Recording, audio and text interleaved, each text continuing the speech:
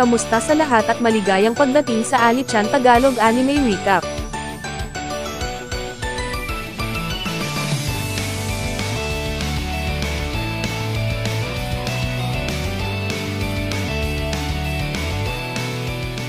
Si Ming Fei ay isang kasuklam-suklam na talunan na walang kaibigan, na naninirahan buong araw sa kanyang parang kuweba na silid na naglalaro ng kanyang paboritong laro. Siya ay nagmamalaki na isa sa mga pinakamahusay na manlalaro sa server na ito. Sa ngayon, nakikipaglaro siya sa kanyang matalik na kaibigan na nakilala niya online at binabasag ang keyboard tulad ng spoiled brat.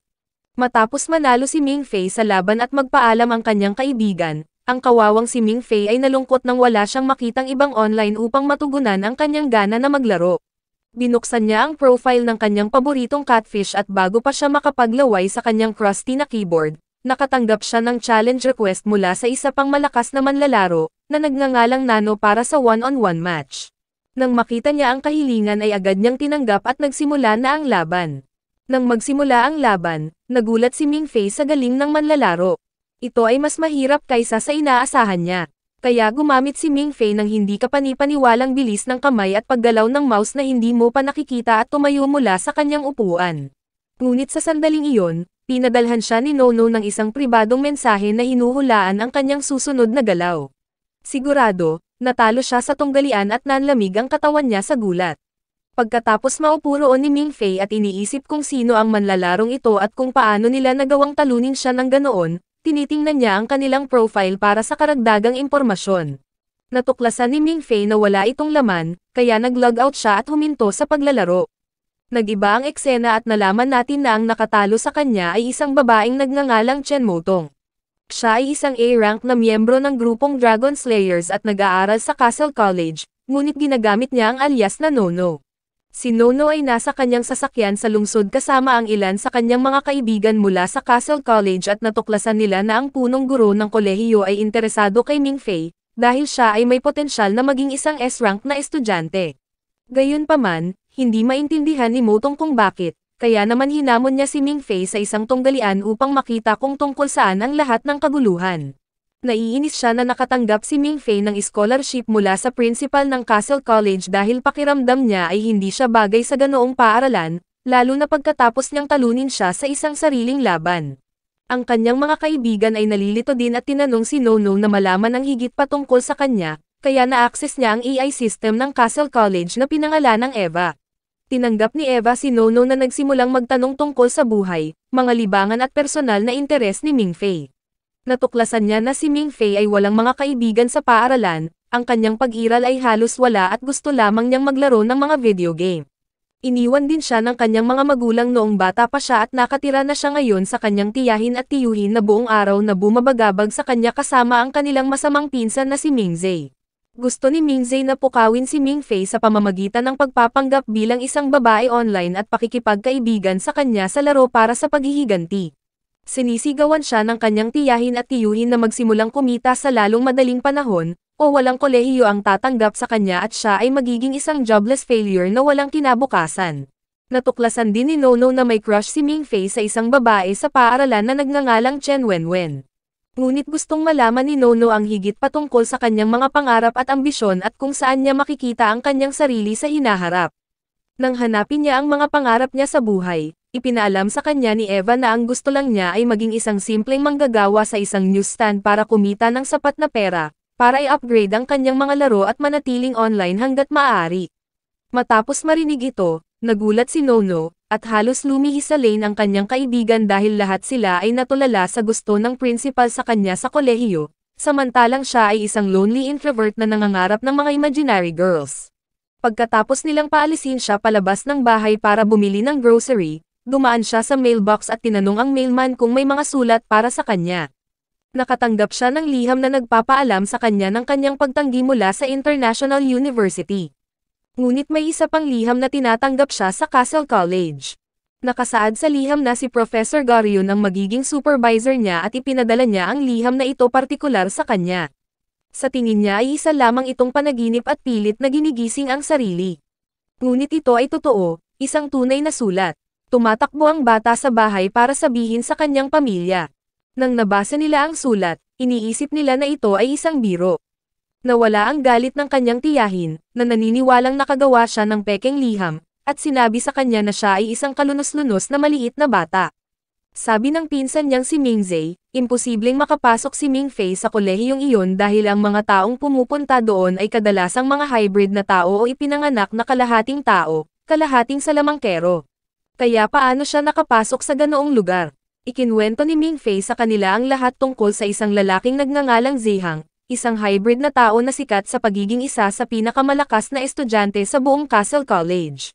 Sinabi ni Mingfei na walang sino man ang maaaring ihambing ang kanilang sarili sa isang tulad ni Zihang, ngunit sa sandaling iyon, si Mingfei ay pumasok sa isang panaginip tulad ng estado habang ang kanyang pamilya ay nakikipagtalo sa kanya.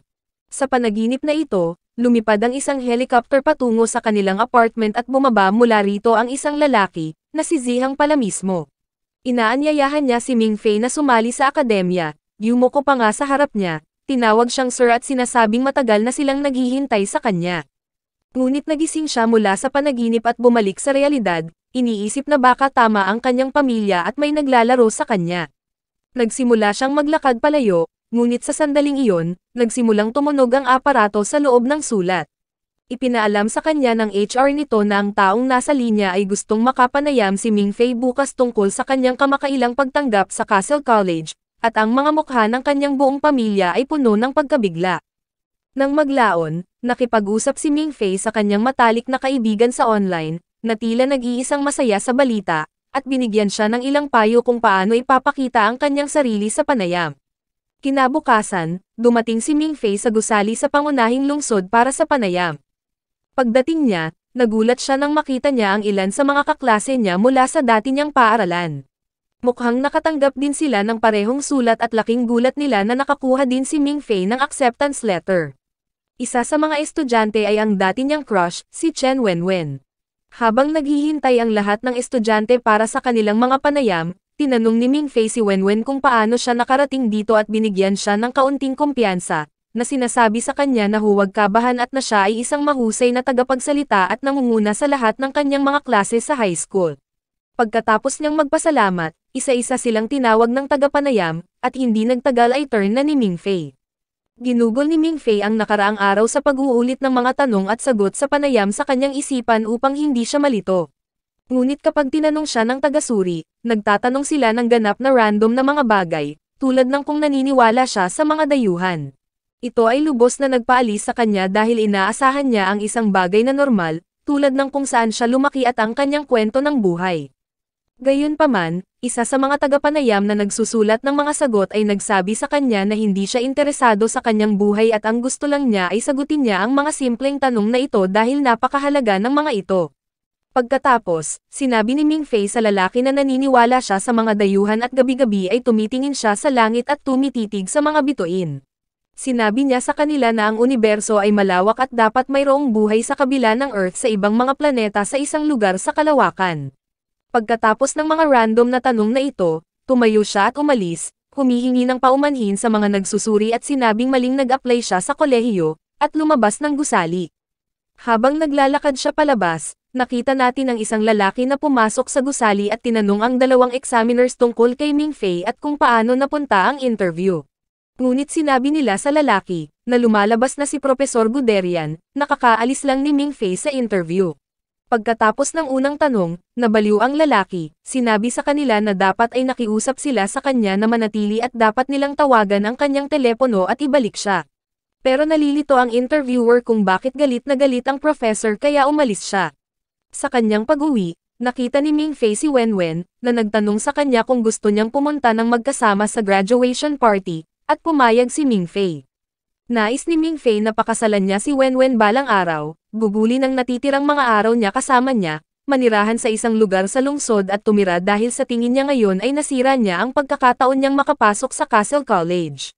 Ngunit pag-uwi niya, sinabi sa kanya ng kanyang tiyahin na tinawag sila ng isang lalaking nagngangalang Guderian at pumasa si Mingfei sa interview at maaaring mag-enroll sa Castle College. Kinabukasan, bumalik sila sa gusali para makipag-usap kay Professor Guderian.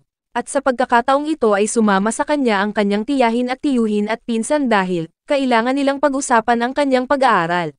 Gusto agad malaman ng kanyang tiyahin ang tungkol sa pera at kung saan siya tutuloy. Sinabi ng guro sa kanya na ang kanyang scholarship ay magbibigay sa kanya ng 36.0 sa kanyang bank account bawat taon at siya ay matutulog sa akademya. Matapos marinig ang malaking halagang ito, pinakiusapan siya ng kanyang tiyahin na sumama at sinabihan niya ang propesor na dadalo siya kaagad.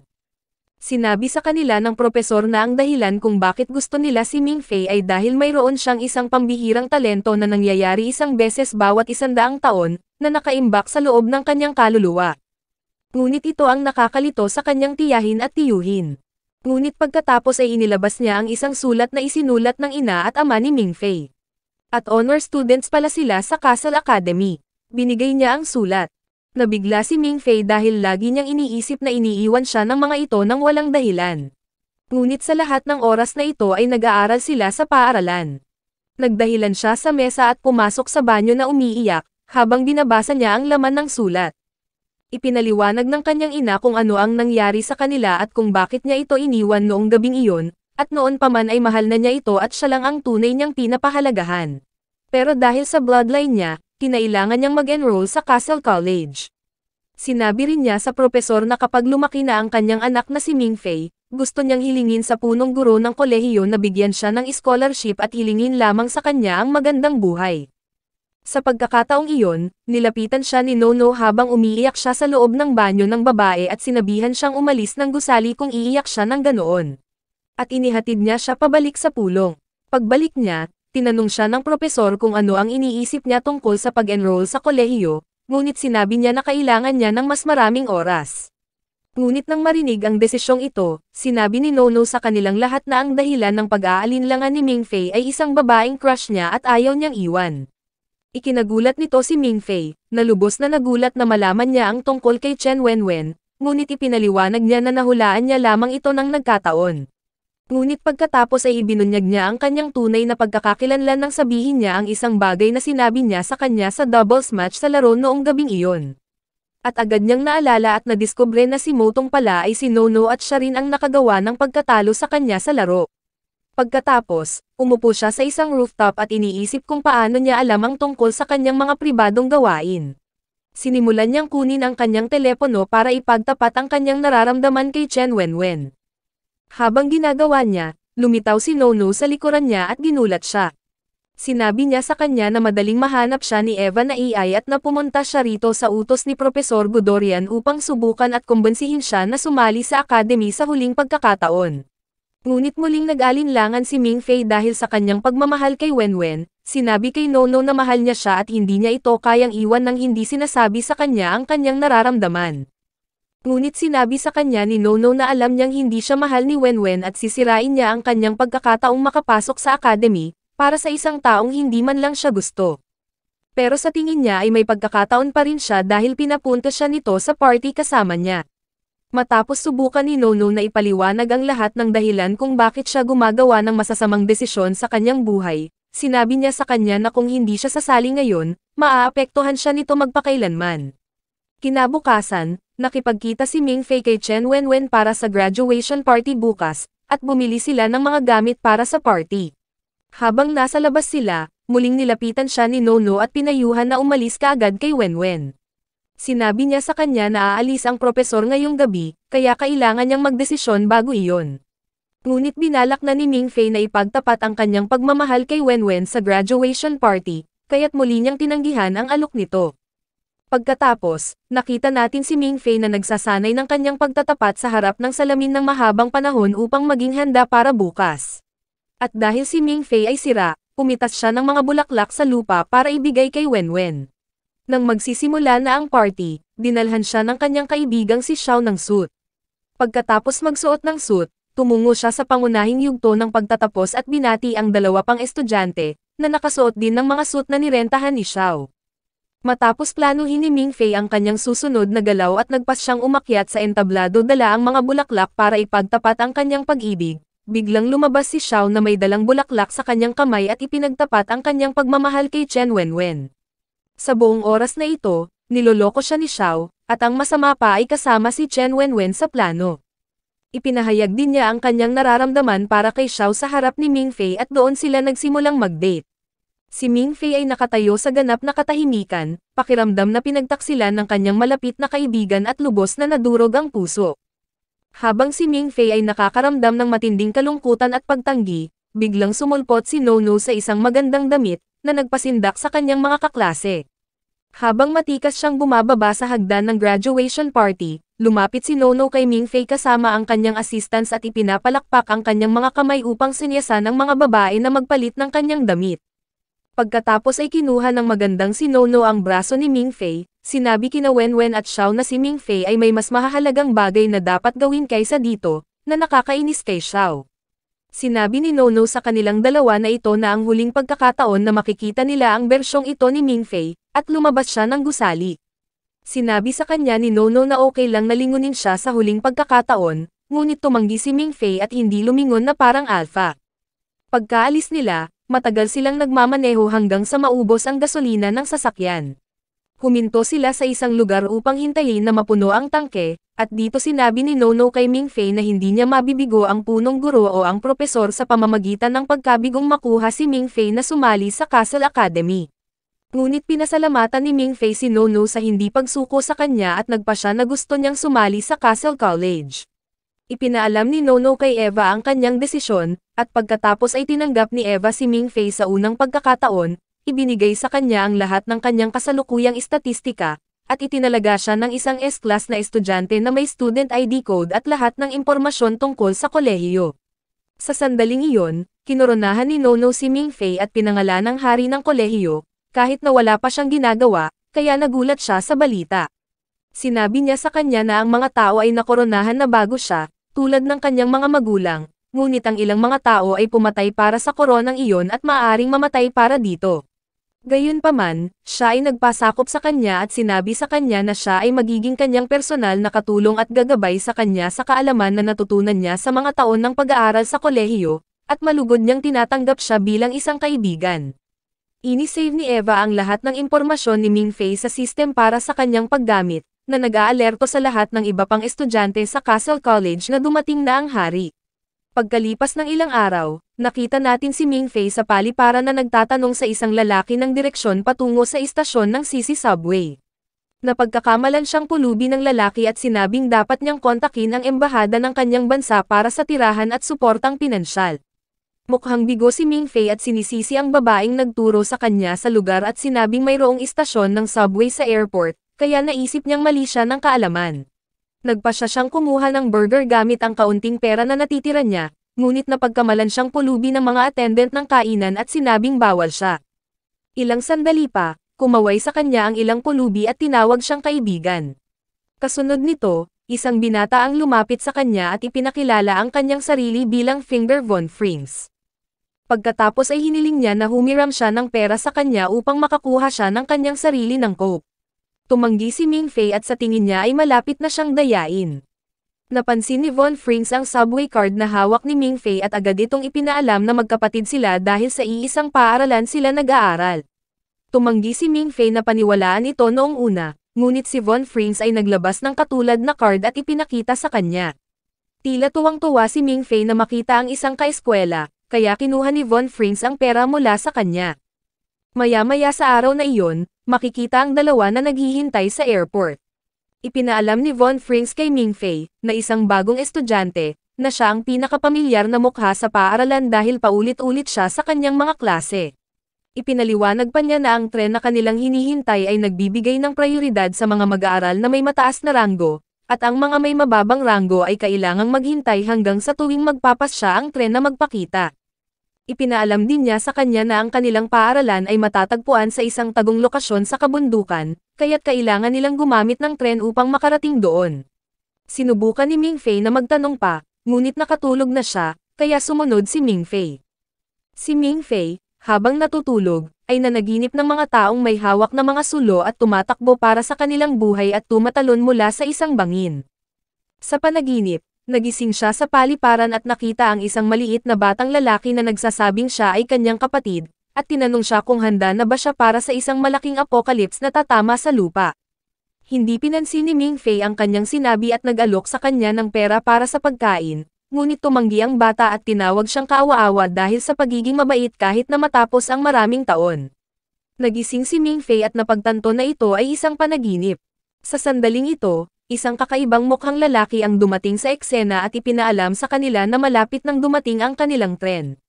Hindi nagtagal ay sinabi ni Ming Fei sa lalaki ang kanyang pangalan, at agad na nabaliw ang lalaki at natuwa, at ipinaalam sa kanya na siya ay isang S-rank student na hinihintay ng lahat at ang principal na mismo ang susundo sa kanya.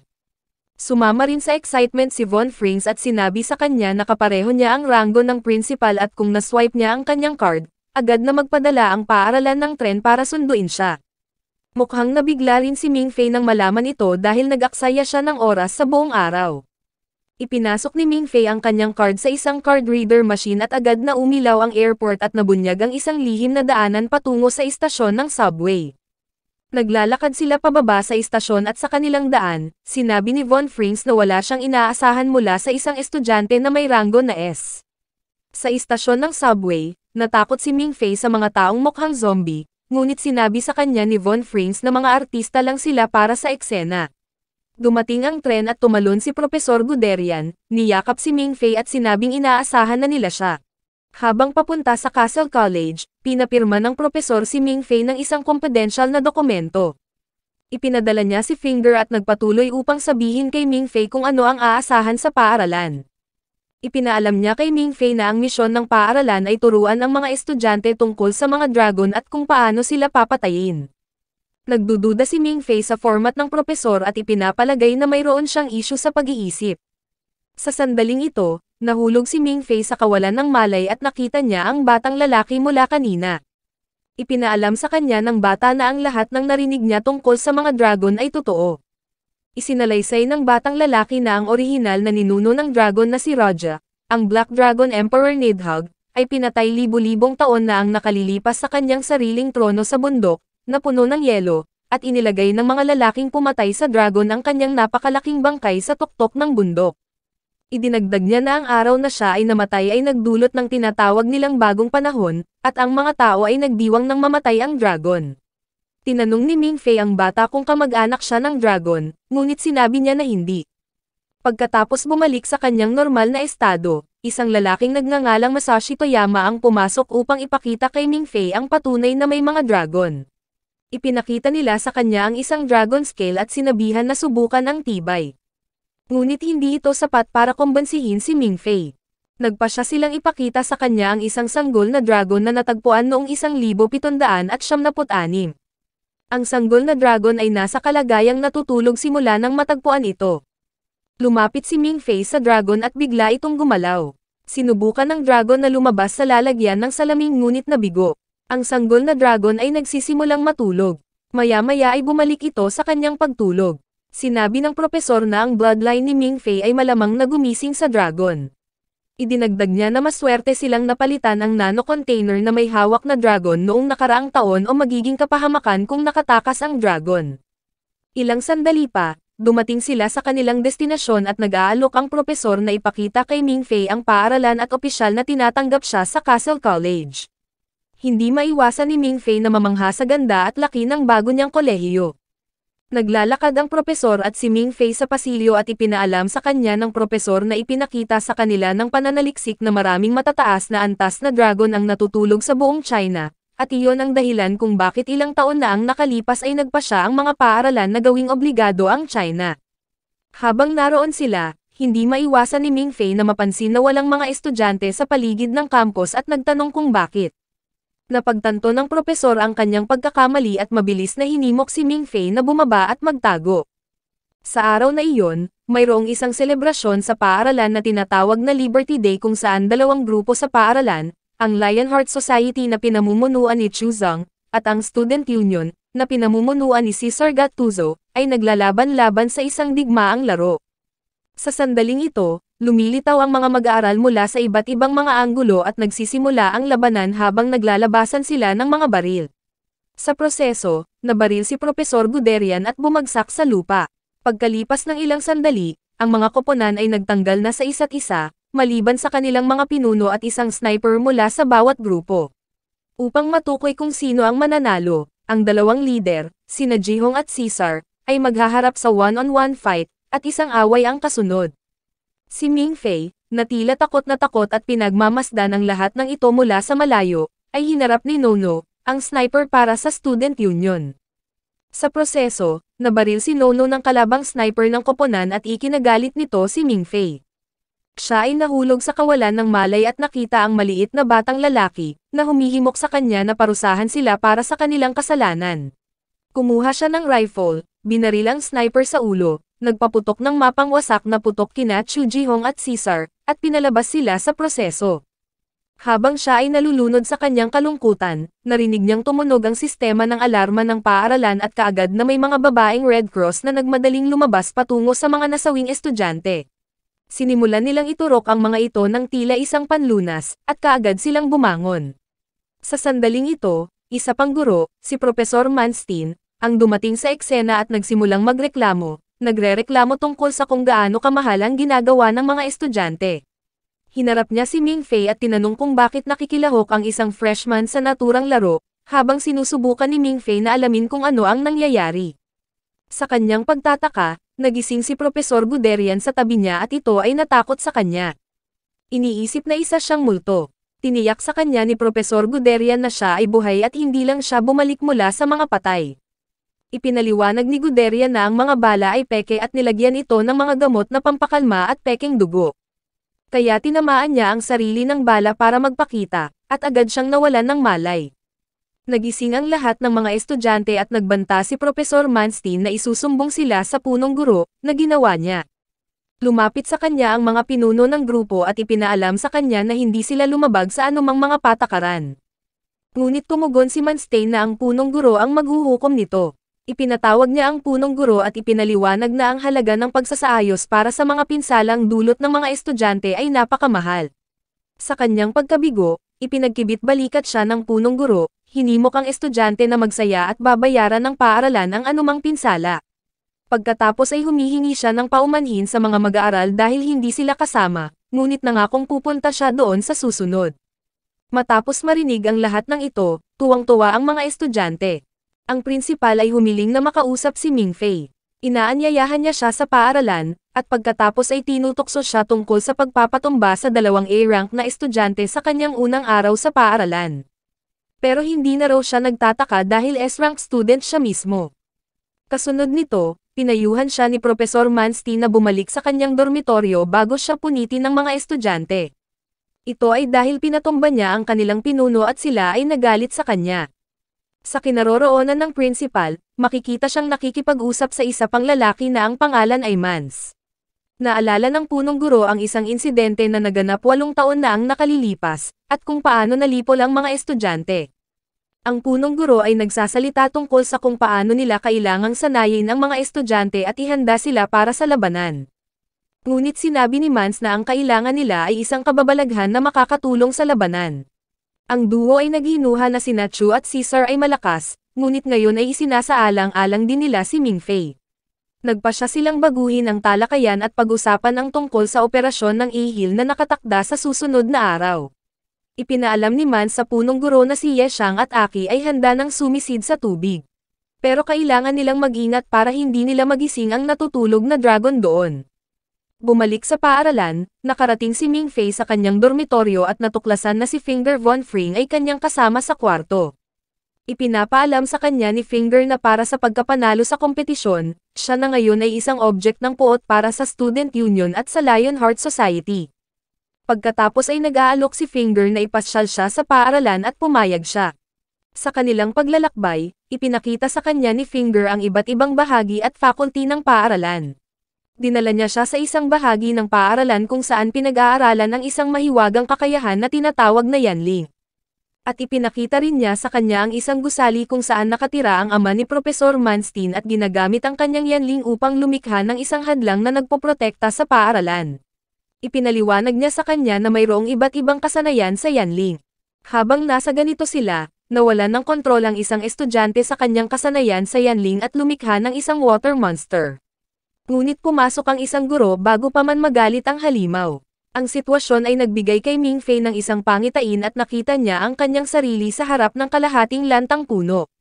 Tinanong ni Mingfei si Finger kung ano ang ibig sabihin ng puno, kaya ipinaliwanag niya na ito ay tinatawag na World Tree at ang Black Emperor Dragon ay natalo sa ilalim ng puno. Idinagdag niya na ang puno ay ang simbolo ng Castle College. Sa sandaling ito, nakita ni Profesor Guderian ang dalawa na nakatayo sa harap ng puno at nagmamadaling lumapit sa kanila. Hiniling niya na sundan siya ni Mingfei pabalik sa dormitoryo. Sa dormitoryo, binigay ni Profesor Guderian kay Mingfei ang kanyang student ID at ipinaalam sa kanya na sasali siya sa isang 3E test, na isang pagsusulit na isinasagawa para sa mga bagong pasok na estudyante, at sinabi niya sa kanya na papauwiin siya kapag siya ay nabigo. Idinagdag ni Guderian na ang pagsubok ay magbibigay daan sa kanila upang suriin ang kanyang ranggo at inaasahan niya na magiging madali para sa kanya. Inilabas ni Profesor Guderian ang isang music box at isinalaysay kung paano ni-record ng isang lalaki ang dragonic sound na ginawa ng Black Dragon Emperor ilang siglo na ang nakalipas gamit ang music box, at ang tunog na ginawa ng dragon ay kilala na ngayon bilang Imperium Yanling. Ipinagpatuloy ni Profesor Guderian ang tunog at hiniling kay Mingfei na maunawaan kung ano ang sinasabi nito, ngunit nakatulog siya at walang naramdaman sa proseso. Dahil dito, naniniwala si Profesor Guderian na ang mga human genes ni Mingfei ay nagulat sa kanyang mga dragon gene. Kasunod nito, may naalala ang profesor at nagmamadaling lumabas ng silid bago pa masabi ni Mingfei ang Jack. Dali-dali si Finger sa kanyang computer at nag-post sa network ng balita ng paaralan na hindi nag-react si Mingfei sa Imperium. Kasunod nito, tila nag-aalala si Mingfei sa pagsusulit, ngunit pinatahimik siya ni Finger at nagboluntaryong tulungan siyang mandaya para makapasa sa 3E test. Kasunod nito, nalaman ng mga pinuno ng grupo na sina Jihong at Caesar mula sa network ng balita na si Mingfei ay hindi sumasalamin sa Imperium. Si Profesor Guderian ay nagmamadaling pumunta sa silid-aklatan at tinawag si Profesor Manstein upang salubungin siya doon, upang malaman nila ang dahilan ng hindi pagtugon ni Mingfei sa Imperium. Dumaan sila sa mga libro ng kasaysayan at dumating sa conclusion na si Mingfei ay nagmula sa bloodline ng White Dragon Emperor na humamon kay Nidhogg sa panahon ng labanan. Ang White Emperor ay natalo sa Black Emperor at lahat ng kanyang mga inapo ay inilibing kasama niya. Kasunod nito, sinabi ni Manstein kay Guderian na kung mayroong anumang posibilidad na si Mingfei ay isang inapo ng White Emperor, pagkatapos ay kailangan siyang sumailalim sa karagdagang pananaliksik. Gayunpaman, ipinakita ni Guderian ang kanyang sama ng loob sa pagsasabing ayaw niyang maging lab rat si Mingfei, dahil mabait siyang bata at dahil ni-recruit niya siya.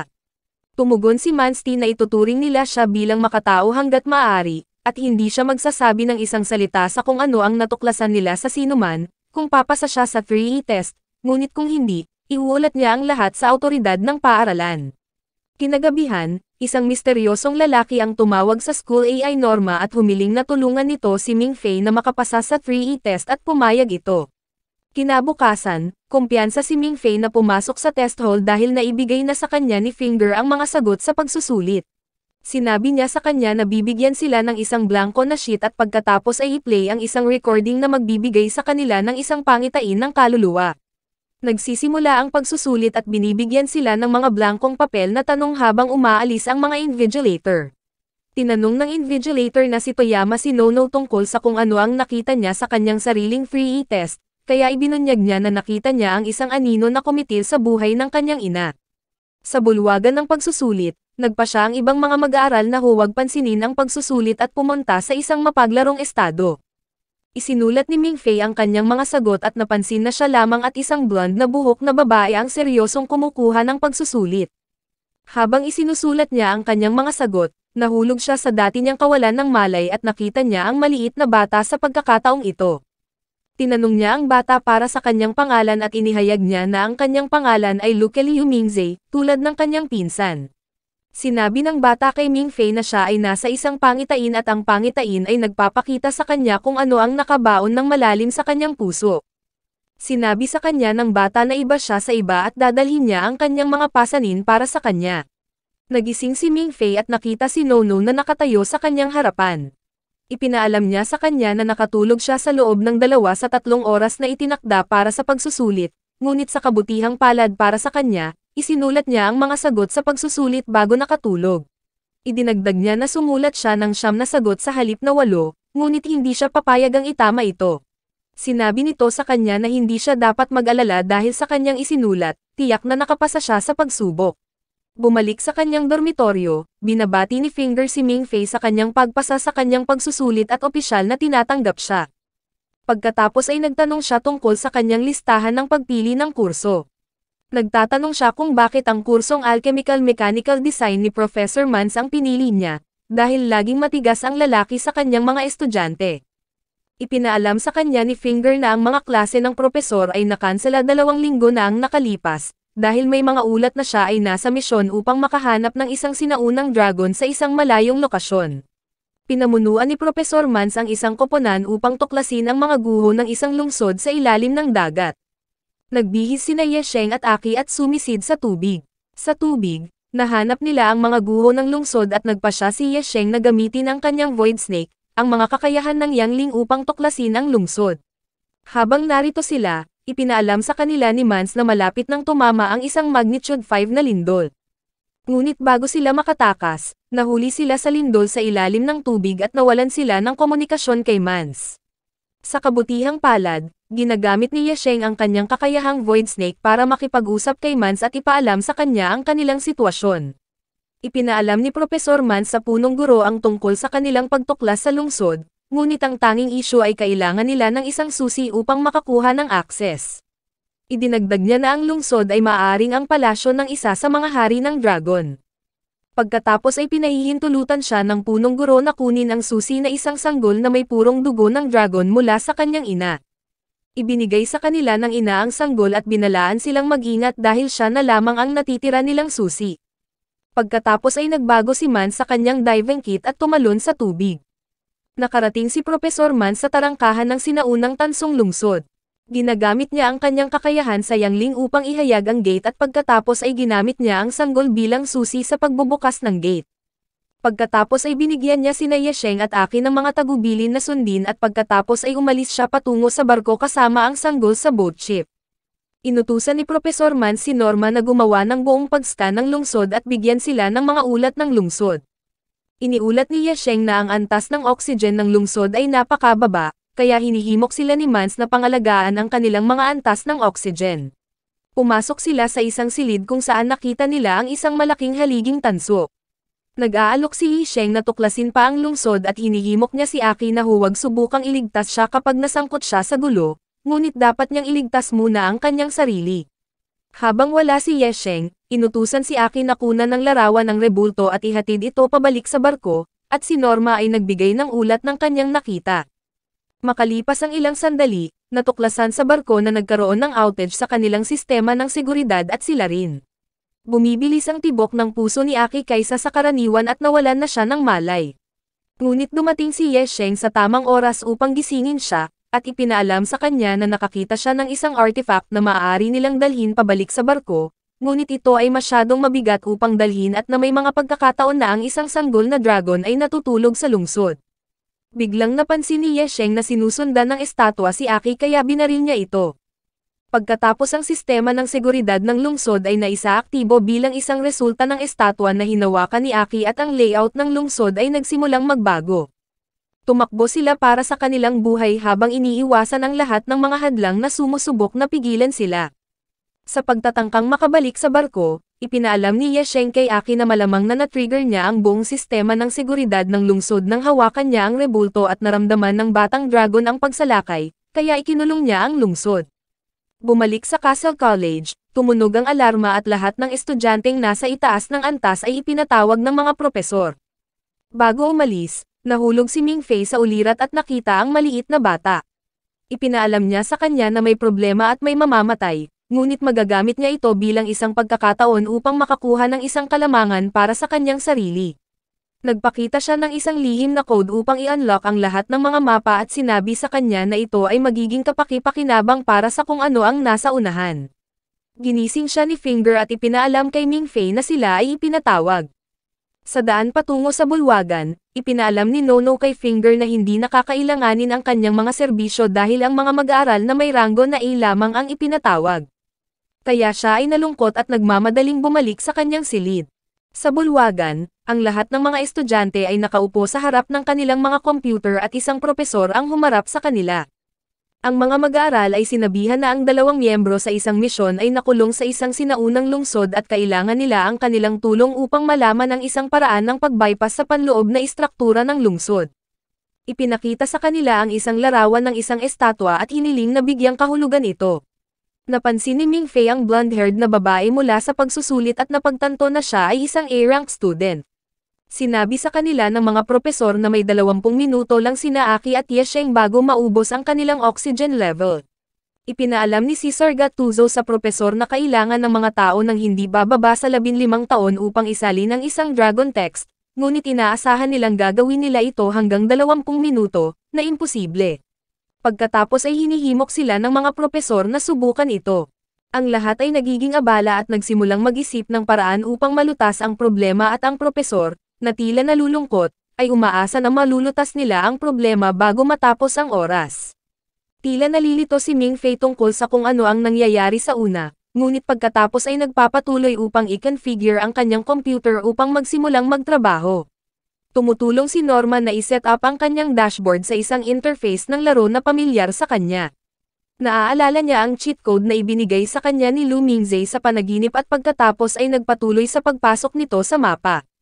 Kaagad na nalutas ng code ang mapa at tila nagulat ang lahat dito. Matapos malutas ni Ming Fei ang mapa, agad na ipinadala ang interpretasyon sa barko upang tulungan ang nakulong na sina Ye Sheng at Aki sa paghahanap ng kanilang daan palabas. Ipinaalam sa kanila ni Ye Sheng sa barko na ang pagkuha ng interpretasyon ng mapa ay magiging mahirap sa kanilang kasalukuyang sitwasyon. Tumakas ang dalawa sa kalmadong bahagi ng lungsod sa ilalim ng dagat at hinimok sila ni Ye Sheng na ipakita sa sanggol ang mapa. Ang sanggol ay tumitingin sa mapa at ipinaunawa niya sa kanila na ang tanging paraan upang makalabas sa lungsod ay bumaba at lumabas sa base. Nagtanong si Professor Mans tungkol sa kanilang antas ng oxygen, at natutuwa siyang matuklasan na mayroon pa silang 3 minutong oxygen na natitira na sapat na upang makatakas sa kanilang bilis. Sa kabilang banda, hinimok ni Ye Sheng si Aki na isave ang kanyang enerhiya para sa paglalakbay sa pagtakas, ngunit nalungkot at sinabing hindi magiging sapat ang antas ng oxygen. Sinubukan niyang sabihin kay Ye Sheng ang kanyang nararamdaman, ngunit pumasok siya, hinalikan siya at tinitiyak na makakalabas sila ng buhay. Ilang sandali pa, napagtanto ni Professor Mans na nagkamali sila. Hindi nila kinakalkula ang oxygen at oras na magbabalik sa dalawa at kinakalkula lamang nila ang oxygen na magdadala sa kanila mula sa mga guho. Nang mapagtanto ang kanyang pagkakamali, iniutos niya na maglagay ng lifeboat at ibaba ang barko sa ibabaw ng tubig upang tumulong sa paghila sa kanila palabas ng tubig. Bumalik sa kolehiyo, ang lahat ay tila sabik na marinig ang tungkol sa kung ano ang nangyayari at ang mga propesor ay tila tensyonado. Si Ming Fei ay nakatanggap ng tawag mula sa kanyang kaibigan na nagtanong tungkol sa buhay sa kanyang bagong paaralan at kung paano siya nakatagal. Napansin niya na masama ang pakiramdam ni Ming Fei at hinikayat niya itong umasa para sa pinakamahusay sa bawat sitwasyon at huwag hayaang masira siya ng anuman. Bumalik sa barko, inutusan ni Professor Mans ang mga rescuer na i-deploy upang hanapin sina Ye Sheng at Aki. Habang sinisisi niya ang kanyang sarili sa kasawian at malapit ng sumuko, ipinaalam sa kanya ng mga rescuer na nakakita sila ng figura na lumalabas sa tubig. Nagawa ni Aki na lumabas mula sa tubig at ibinigay niya kay Professor Mans ang artifact at sinabi sa kanya na isinakripisyo ni Ye Sheng ang kanyang buhay para sa kanya, upang makabalik siya sa barko ng buhay at maihatid ang artifact. Biglang nahila si Aki pabalik sa tubig ng isang hindi kilalang nilalang, at walang magawa si Mans dahil pinigilan siya ng kanyang katulong na tumalon sa tubig. Napansin nila ang pag-ikot sa tubig at sinundan ng dugo ni Aki. Ang nilalang, na lumabas na isang water dragon, ay lumabas mula sa tubig at nagpapatuloy upang habulin ang barko. Naglabas ng rifle si Professor Mans at binarilang halimaw ng maraming beses, ngunit hindi siya nagtagumpay sa pagpapahinto nito matapos magpaputok ng ilang beses sa tubig. Ito ay walang silbi. Pagkatapos ay ibinagsak ang mga missile sa tubig at nagulat sila, kinain ito ng nilalang. Ipinaalam ng isa sa mga manggagawang nakasakay kay Professor Mans na ang mga missile ay aktibo, kaya galit na galit niyang inutusan ang mga ito na magpasabog. Ang mga missile ay pinasabog at isang napakalaking pagsabog ang tumama sa tubig. Lahat sila ay tila nabuhayan ng loob na nasira nila ang nilalang at nagpatuloy sila sa kanilang paglalakbay. Sinabi sa kanya ng assistant ni Professor Mans na tila naalis na ang nilalang, ngunit nais niyang mahuli nila ito ng buhay. Habang nag-uusap sila, bigla, lumabas ang nilalang mula sa tubig at tinusok ang katulong sa puso at hinila ito sa tubig. Nabigla si Professor Mans sa nasaksihan niya at patuloy siyang bumaril sa tubig hanggang sa maubos niya ang mga bala ng rifle. Hindi nagpahuli ang nilalang doon habang hinahabol muli ang barko ng hindi sumusuko. Sa sandaling ito, napagtanto ni Professor Mans na ito ay isang dragon. Umiikot ang dragon sa kanilang paligid at gumagawa ng kakaibang ingay. Ipinaalam ni Professor Mans sa kanyang mga tauhan na ang dragon ay tumatawa sa kanilang katangahan. Ipinaalam sa kanya na mayroon pa ring mga life missiles sa dragon, ngunit binalaan sila ni Professor Mans laban sa pagpapasabog nito, na binabanggit na ito ay magiging walang silbi at ilalabas lamang nito ang mainit na hangin patungo sa kanila tulad ng apoy ng dragon. Ipinaalam sa kanya ng isa sa mga tripulante na may malapit na dam, kaya inutusan ni Professor Mans ang barko na lumipat ng mabilis patungo sa dam. Plano nilang lampasan ang dam at gamitin ang dam barrier bilang panangga bago paputukin ang mga missile. Nagsimula silang maglakbay ng napakabilis at hinabol sila ng dragon, ngunit nagawa nilang makarating sa dam sa oras bago maatake ng dragon ang barko. Inutusan ni Professor Mans na buksan ang gate ng dam at tumakas sila at pinamamahala ang ipin ang dragon sa pagitan ng gate ng dam. Pinasabog nila ang bomba at sumabog ang dragon, ngunit ang isang ngipin nito ay lumipad at tumama kay Professor Mans. Bumalik sa kolehiyo, ang mga mag-aaral ay naghihintay na sabik na marinig ang kahihinatnan ng sitwasyon. Lumilitaw ang punong guro sa screen at ipinaalam sa kanila na ang sitwasyon ay nalutas na at nakolekta nila ang mahalagang artifact na kanilang hinahabol. Pagkatapos ay pinasalamatan niya sila para sa kanilang pagsisikap, at ang lahat ng mga mag-aaral ay masayang nagsaya. Pagkatapos ay nagpatuloy ang punong guro upang pasalamatan si Ming Fei para sa kanyang tungkulin sa pagbibigay kahulugan sa mapa, at pinalakpakan siya ng lahat ng mga estudyante para sa isang mahusay na trabaho. Pinaalis na ang mga estudyante at umalis na sila sa kani-kanilang dormitoryo. Habang papunta sa dormitoryo, lumapit si Chu Jihang kay Ming Fei at ipinaalam sa kanya na gusto niyang sumali siya sa Lionheart Society, at kunin ang posisyon ng presidente pagkatapos niya. Idinagdag niya na siya lamang ang taong mahahanap niyang angkop para sa papel, at kung pipiliin niya ang student union, hindi siya magtatanim ng anumang sama ng loob sa kanya. Habang naririto sila, tumunog ang kampana ng paaralan at ipinaalam sa kanya ni Jiang na nawalan sila ng isang miyembro ng paaralan. Ipinaliwanag sa kanya ni Jiang na ang tunog ng kampana at ang paglipad ng mga kalapati sa paligid ay nagpapahiwatig na may patay na at sila ngayon ay nagdadalamati. Ang lahat ng mga estudyante ay nagbibigay ng kanilang huling paggalang.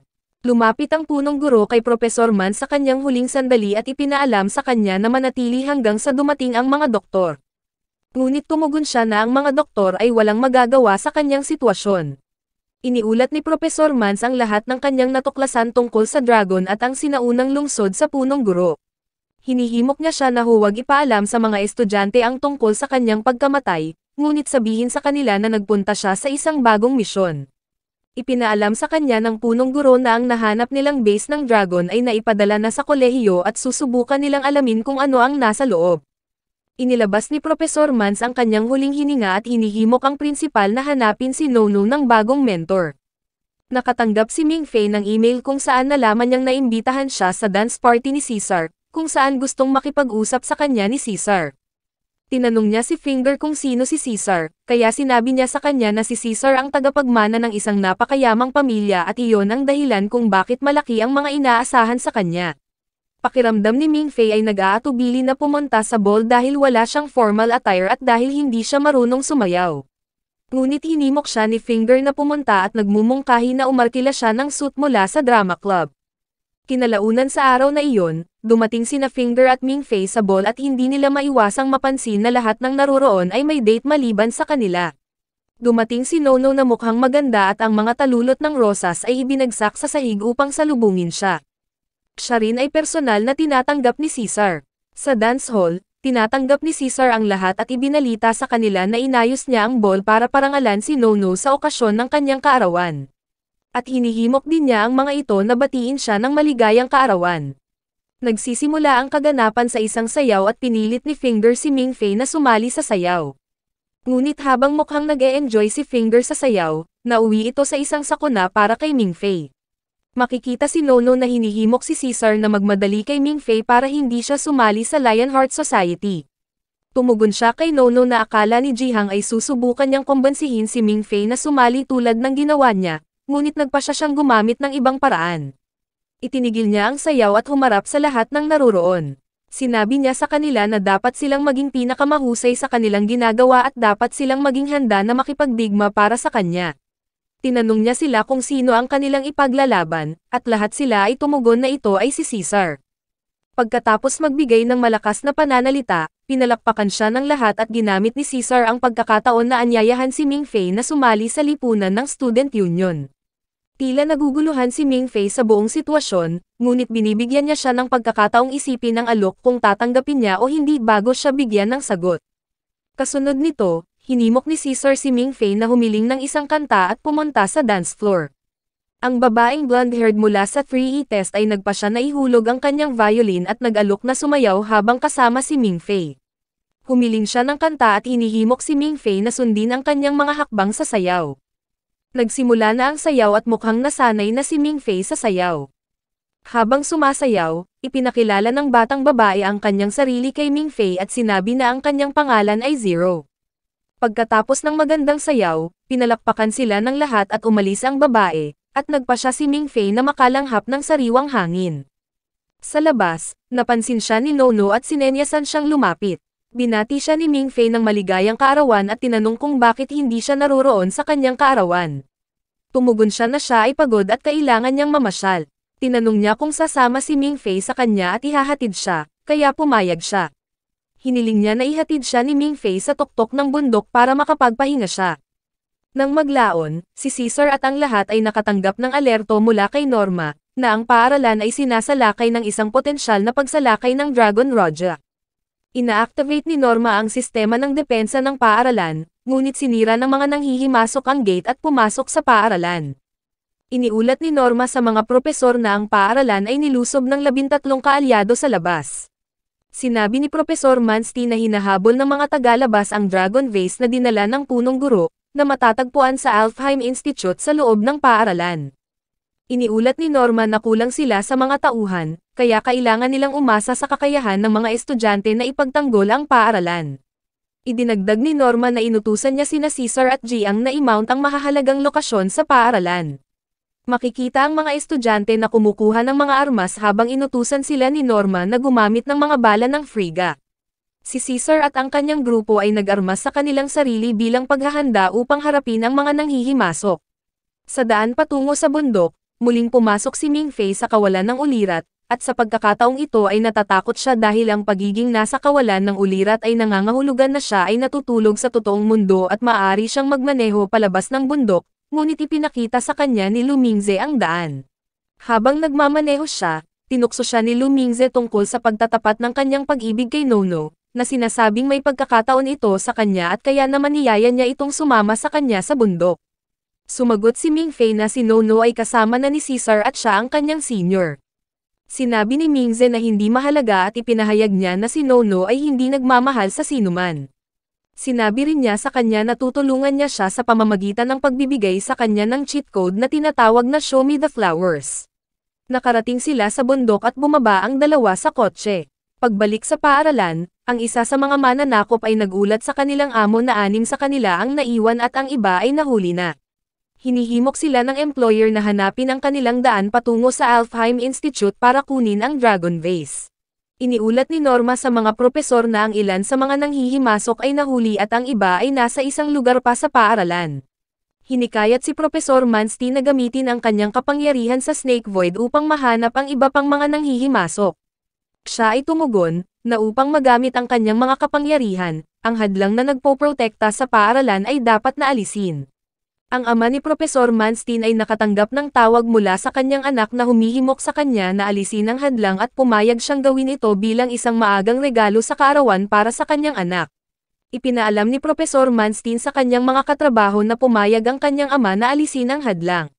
Sa bundok, hinimok ni Nono si Mingfei na umupo kasama niya sa tabi ng lawa. Inaaliw siya ni Mingfei tungkol sa pagkamatay ng kanyang mga kaibigan na sina Yesheng at Aki. Sinabi ni Nono na tapos na siya sa kanilang kamatayan at ipinaalam niya kay Mingfei na hindi lang sila ang nasawi, at ang kanyang tagapagturo, si Propesor Mans, ay namatay din. Nalaman ni Ming Fei mula kay Nono na ang balita tungkol sa pagpunta ni Professor Man sa isang bagong misyon ay isang panloloko lamang, upang maiwasan ang kaguluhan mula sa mga estudyante. Ipinaalam niya sa kanya na minsang sinabi sa kanya ni Professor Mans, na kapag binawian siya ng buhay, iaanunsyo na siya ay pumunta sa isang misyon, at sa ganoong paraan malalaman niyang patay na siya. Sinabi ni Nono na isang araw kapag nawalan din siya ng buhay, gugustuhin niyang ipahayag ng mga ito na siya ay nasa isang misyon sa Iceland, upang ang lahat ay makapag-move on at dahan-dahang makalimutan siya. Iniiba ni Nono ang paksa ng usapan para pag-usapan ang tungkol sa alitaptap.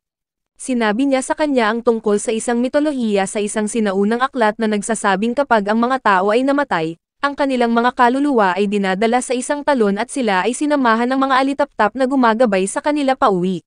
Bumalik sa paaralan, nang naalis na ang hadlang, ginagamit ng kapitan ng nanghihimasok ang kanyang mga yanling power na tinatawag na shadow field para gawin siyang invisible at ang kanyang mga kasamahan, at nakahanap sila ng daan patungo sa Valhalla, kung saan matatagpuan si Caesar. Inilabas ni Professor Manstein ang kanyang Void Snakes upang hanapin ang paaralan upang mahuli nila ang mga nanghihimasok.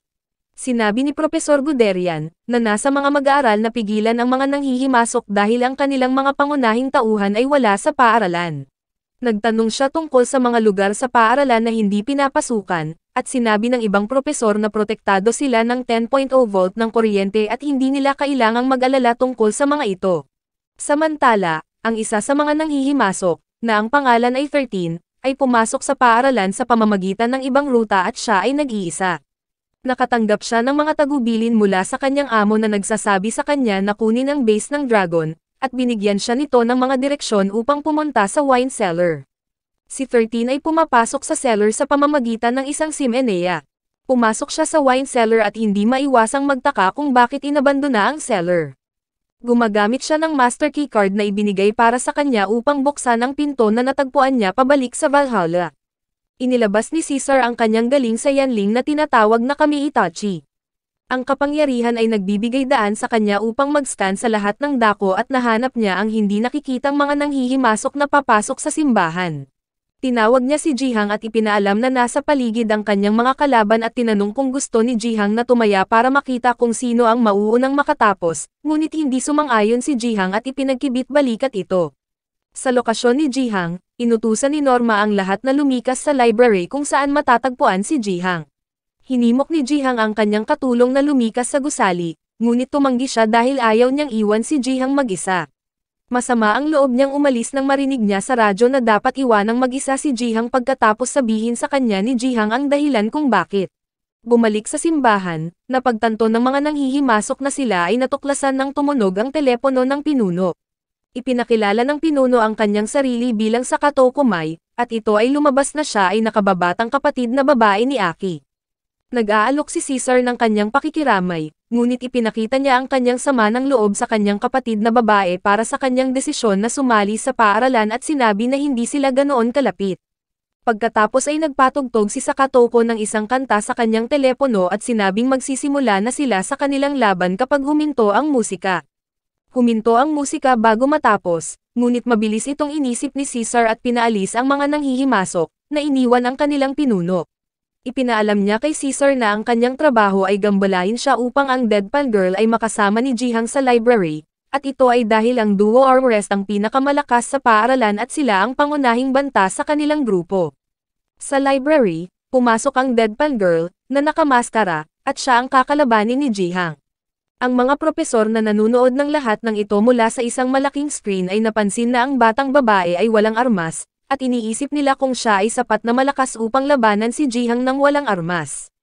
Nalaman ni Professor Guderian na ang yanling ni Jihang ay isang sikreto at tanging ang kanyang mga direktang supervisor at ang punong guro ang nakakaalam nito. Ina-activate ni Jihang ang kanyang yanling skill na tinatawag na Royal Blaze, na isang napakabihirang mapangwasak na kapangyarihan. Ang lahat ng lugar sa paligid niya ay bumubulusok sa isang nagninangas na pugon. Napagtanto ni Professor Guderian ang dahilan kung bakit pinananatiling lihim ang yanling ni Jihang at kung bakit hiniling sa lahat na lumikas sa silid-aklatan. Hindi niya maiwasang mamangha sa gayong kapangyarihan habang inilista niya ang mga katangian ng kapangyarihan. Sa pagkabigla ng mga propesor, ang Deadpan Girl ay may parehong kapangyarihan katulad ng kay Jihang at inactivate niya ito upang labanan si Jihang. Samantala, si 13 ay pumasok sa isang pribadong lugar ng paaralan at nakaharap niya ang isa sa maraming personalidad ni Norma na tinatawag na Eva. Ipinaalam niya sa AI na sinusubukan niyang hanapin ang kanyang daan patungo sa Alfheim Institute, at ipinaalam sa kanya ng AI na ang daan patungo doon ay nasa ilalim ng tubig at hindi ito ginagamit sa loob ng 35 taon. Ipinaalam sa kanya ng AI na hindi siya nito mapipigilan dahil sa ginamit niyang clearance card. May konting kwentuhan sila at nagpatuloy si 13 sa kanyang paglalakbay. Sa kanyang paglalakbay, si 13 ay nakatanggap ng mga tagubilin mula sa kanyang amo, na ipinaalam din sa kanya na ang kanyang bayad ay tumaas sa 5 milyon. Siya ay nasa sabik, nahulog sa isang imbakan ng tubig at nawala ang kanyang telepono bago niya makuha ang huling tagubilin. Pagkatapos ay nagpasya siyang pumunta sa kanyang target na destinasyon. Lumangoy pa siya at nakahanap ng pinto.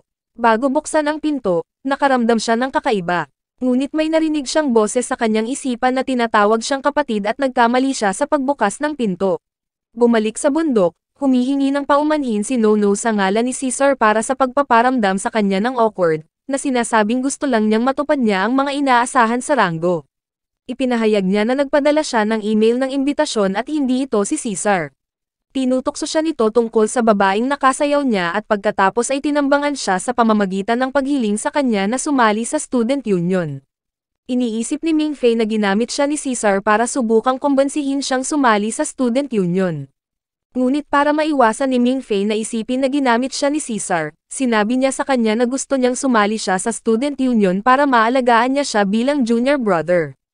Sinabi ni Nono na gusto niya ng sariling kapatid at ipinahayag niya na engaged na siya kay Caesar, dahil sa isang political arrangement na napagkasundoan ng kanilang mga pamilya. Tinanong ni Ming Fei kung bakit hindi niya ito nailigtas sa kakilakilabot na unang sayaw at sumagot siya na malapit na siya hanggang sa pigilan siya ni Caesar. Hinihimok niya si Ming Fei na dalhan siya ng mga regalo kung seryoso itong tumayo para sa kanya kapag may problema siya. Pagkatapos ay binago ni Nono ang paksa at ipinahayag na may nagbibigay sa kanya ng regalo sa kanyang kaarawan bawat taon, at gusto niyang malaman kung ano ang kanyang makukuha ngayong taon. Naalala ni Ming Fei ang cheat code na sinabi sa kanya ni Ming Zhe at nagpasya siyang i-activate ito kaagad.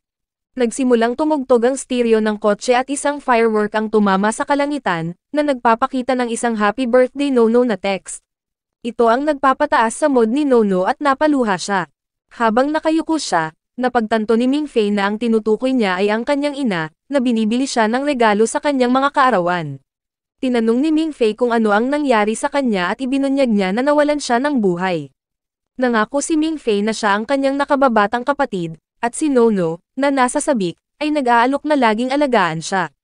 Bumalik sa paaralan, pagkatapos buksan ni 13 ang pinto, nahila siya ng agos ng tubig at napadpad siya sa ibang silid. Sa silid na ito, nakita niya ang isang pating na nakatingin sa kanya, ngunit sa kabutihang palad para sa kanya, hindi siya pinapansin ng pating at lumangoy nang hindi umaatake sa kanya. Ibinunyag niya na mayroong isang bagay sa kanya na nakakatakot sa mga hayop at siya ay nalulugod na ito ay gumana sa pagkakataong ito. Pumunta siya sa Research Institute na nakatago sa ilalim ng kolehiyo at ginagamit niya ang keycard para buksan ang pinto at makapasok. Sa loob ng Research Institute, ang Dragon Vase ay pinapanatili sa likidong nitrogen at isang sistema ng seguridad ang ginagamit upang protektahan ito.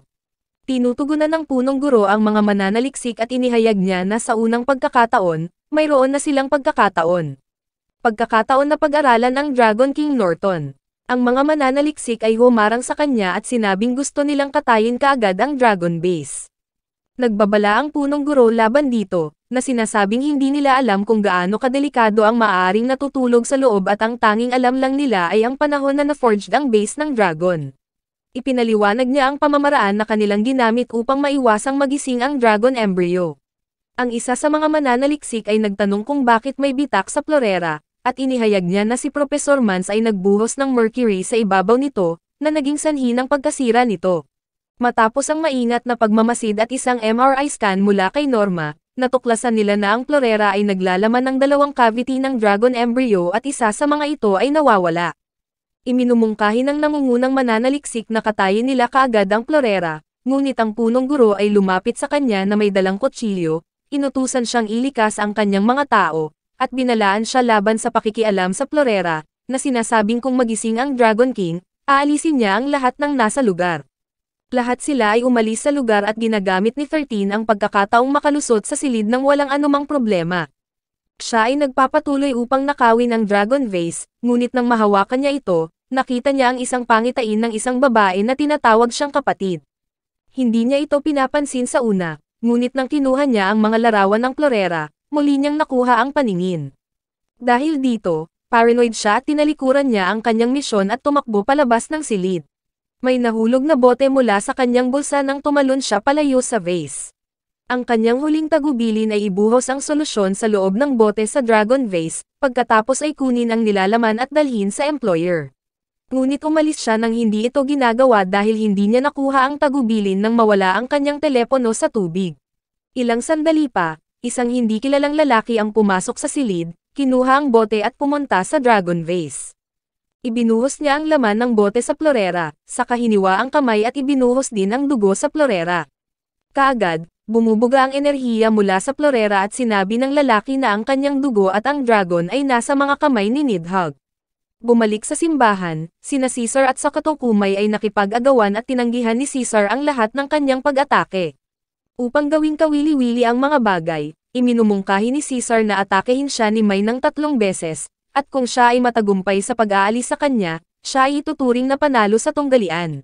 Si May ay nagpapatuloy sa pag-atake sa kanya sa unang pagkakataon, ngunit hinarang ni Caesar ang kanyang pag-atake. Sinasabi niya sa kanya kung gaano kahanga-hanga ang kanyang yanling. Pagkatapos ay umatake siya sa pangalawang pagkakataon, ngunit tinutulan ni Caesar ang kanyang pag-atake at ipinahayag na alam niyang gumawa siya ng pekeng bersyon ng kanyang sarili gamit ang isang hairpin. Ginagawang mas mahirap ni May ang ikatlong pag-atake, ngunit nagamit ni Caesar ang kanyang kakayahan sa yanling para maitaboy siya, at ipinaliwanag niya kung paano niya ito ginawa. Habang nagkakagulo sila, napatunayang manloloko si May sa pamamagitan ng pagbunot ng baril.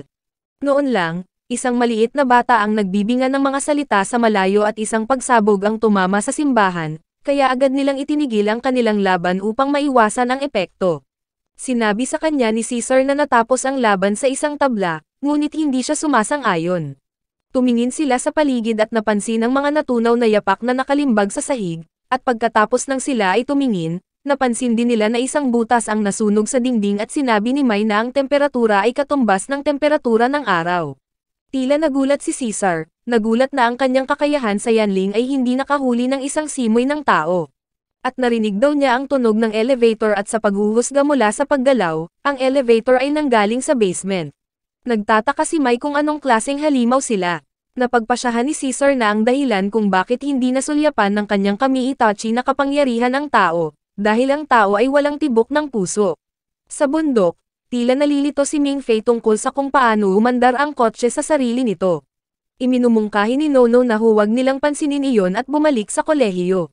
Sa kanilang pagpunta sa kolehiyo, nakikinig si Nano sa voicemail ni Caesar at napagtanto nila na ang paaralan ay inaatake ng hindi kilalang mga nanghihimasok. Nagsimulang magpanik si Ming Fei, ngunit pinatahimik siya ni Nono at tiniyak sa kanya na makokontrol nina Chu Jihang at Caesar ang sitwasyon, at ang lahat ay magiging maayos bago sila bumalik sa campus. Sa paaralan, sina Jihang at ang Deadpan Girl ay nakipag-away. Pinagmamasdan ng propesor ang pag-aaway ng dalawa at napansin niyang nasa isang pagkapatas sila. Ang isa sa kanila ay nagsabi na ang Deadpan Girl ay tila mas may kontrol sa kanyang kapangyarihan kaysa kay Jihang. Idinagdag niya na hindi niya sinusubukang alisin siya, ngunit sinusubukan niyang pabagalin siya. Sa kabilang banda, sinubukan ni 13 na tumakas mula sa paaralan gamit ang isang bisikleta. Napansin siya ni Profesor Guderian sa screen at agad na inutusan ang mga estudyante na pigilan siya sa pamamagitan ng pagbaril sa kanya. Hinahabol siya ng mga estudyante at pinagbabaril, ngunit hindi siya natatamaan. Nang akala niya ay nakalabas na siya nang hindi nasaktan, si Ming Fei ay bumangga sa kanya kasama ang kanyang sasakyan.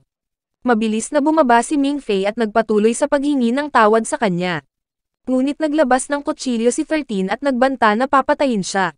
Habang nagmamakaawa si Ming Fei para sa kanyang buhay, tinitigan ni 13 ang kanyang mukha at napagtanto na si Ming Fei iyon, ang kanyang matalik na kaibigan.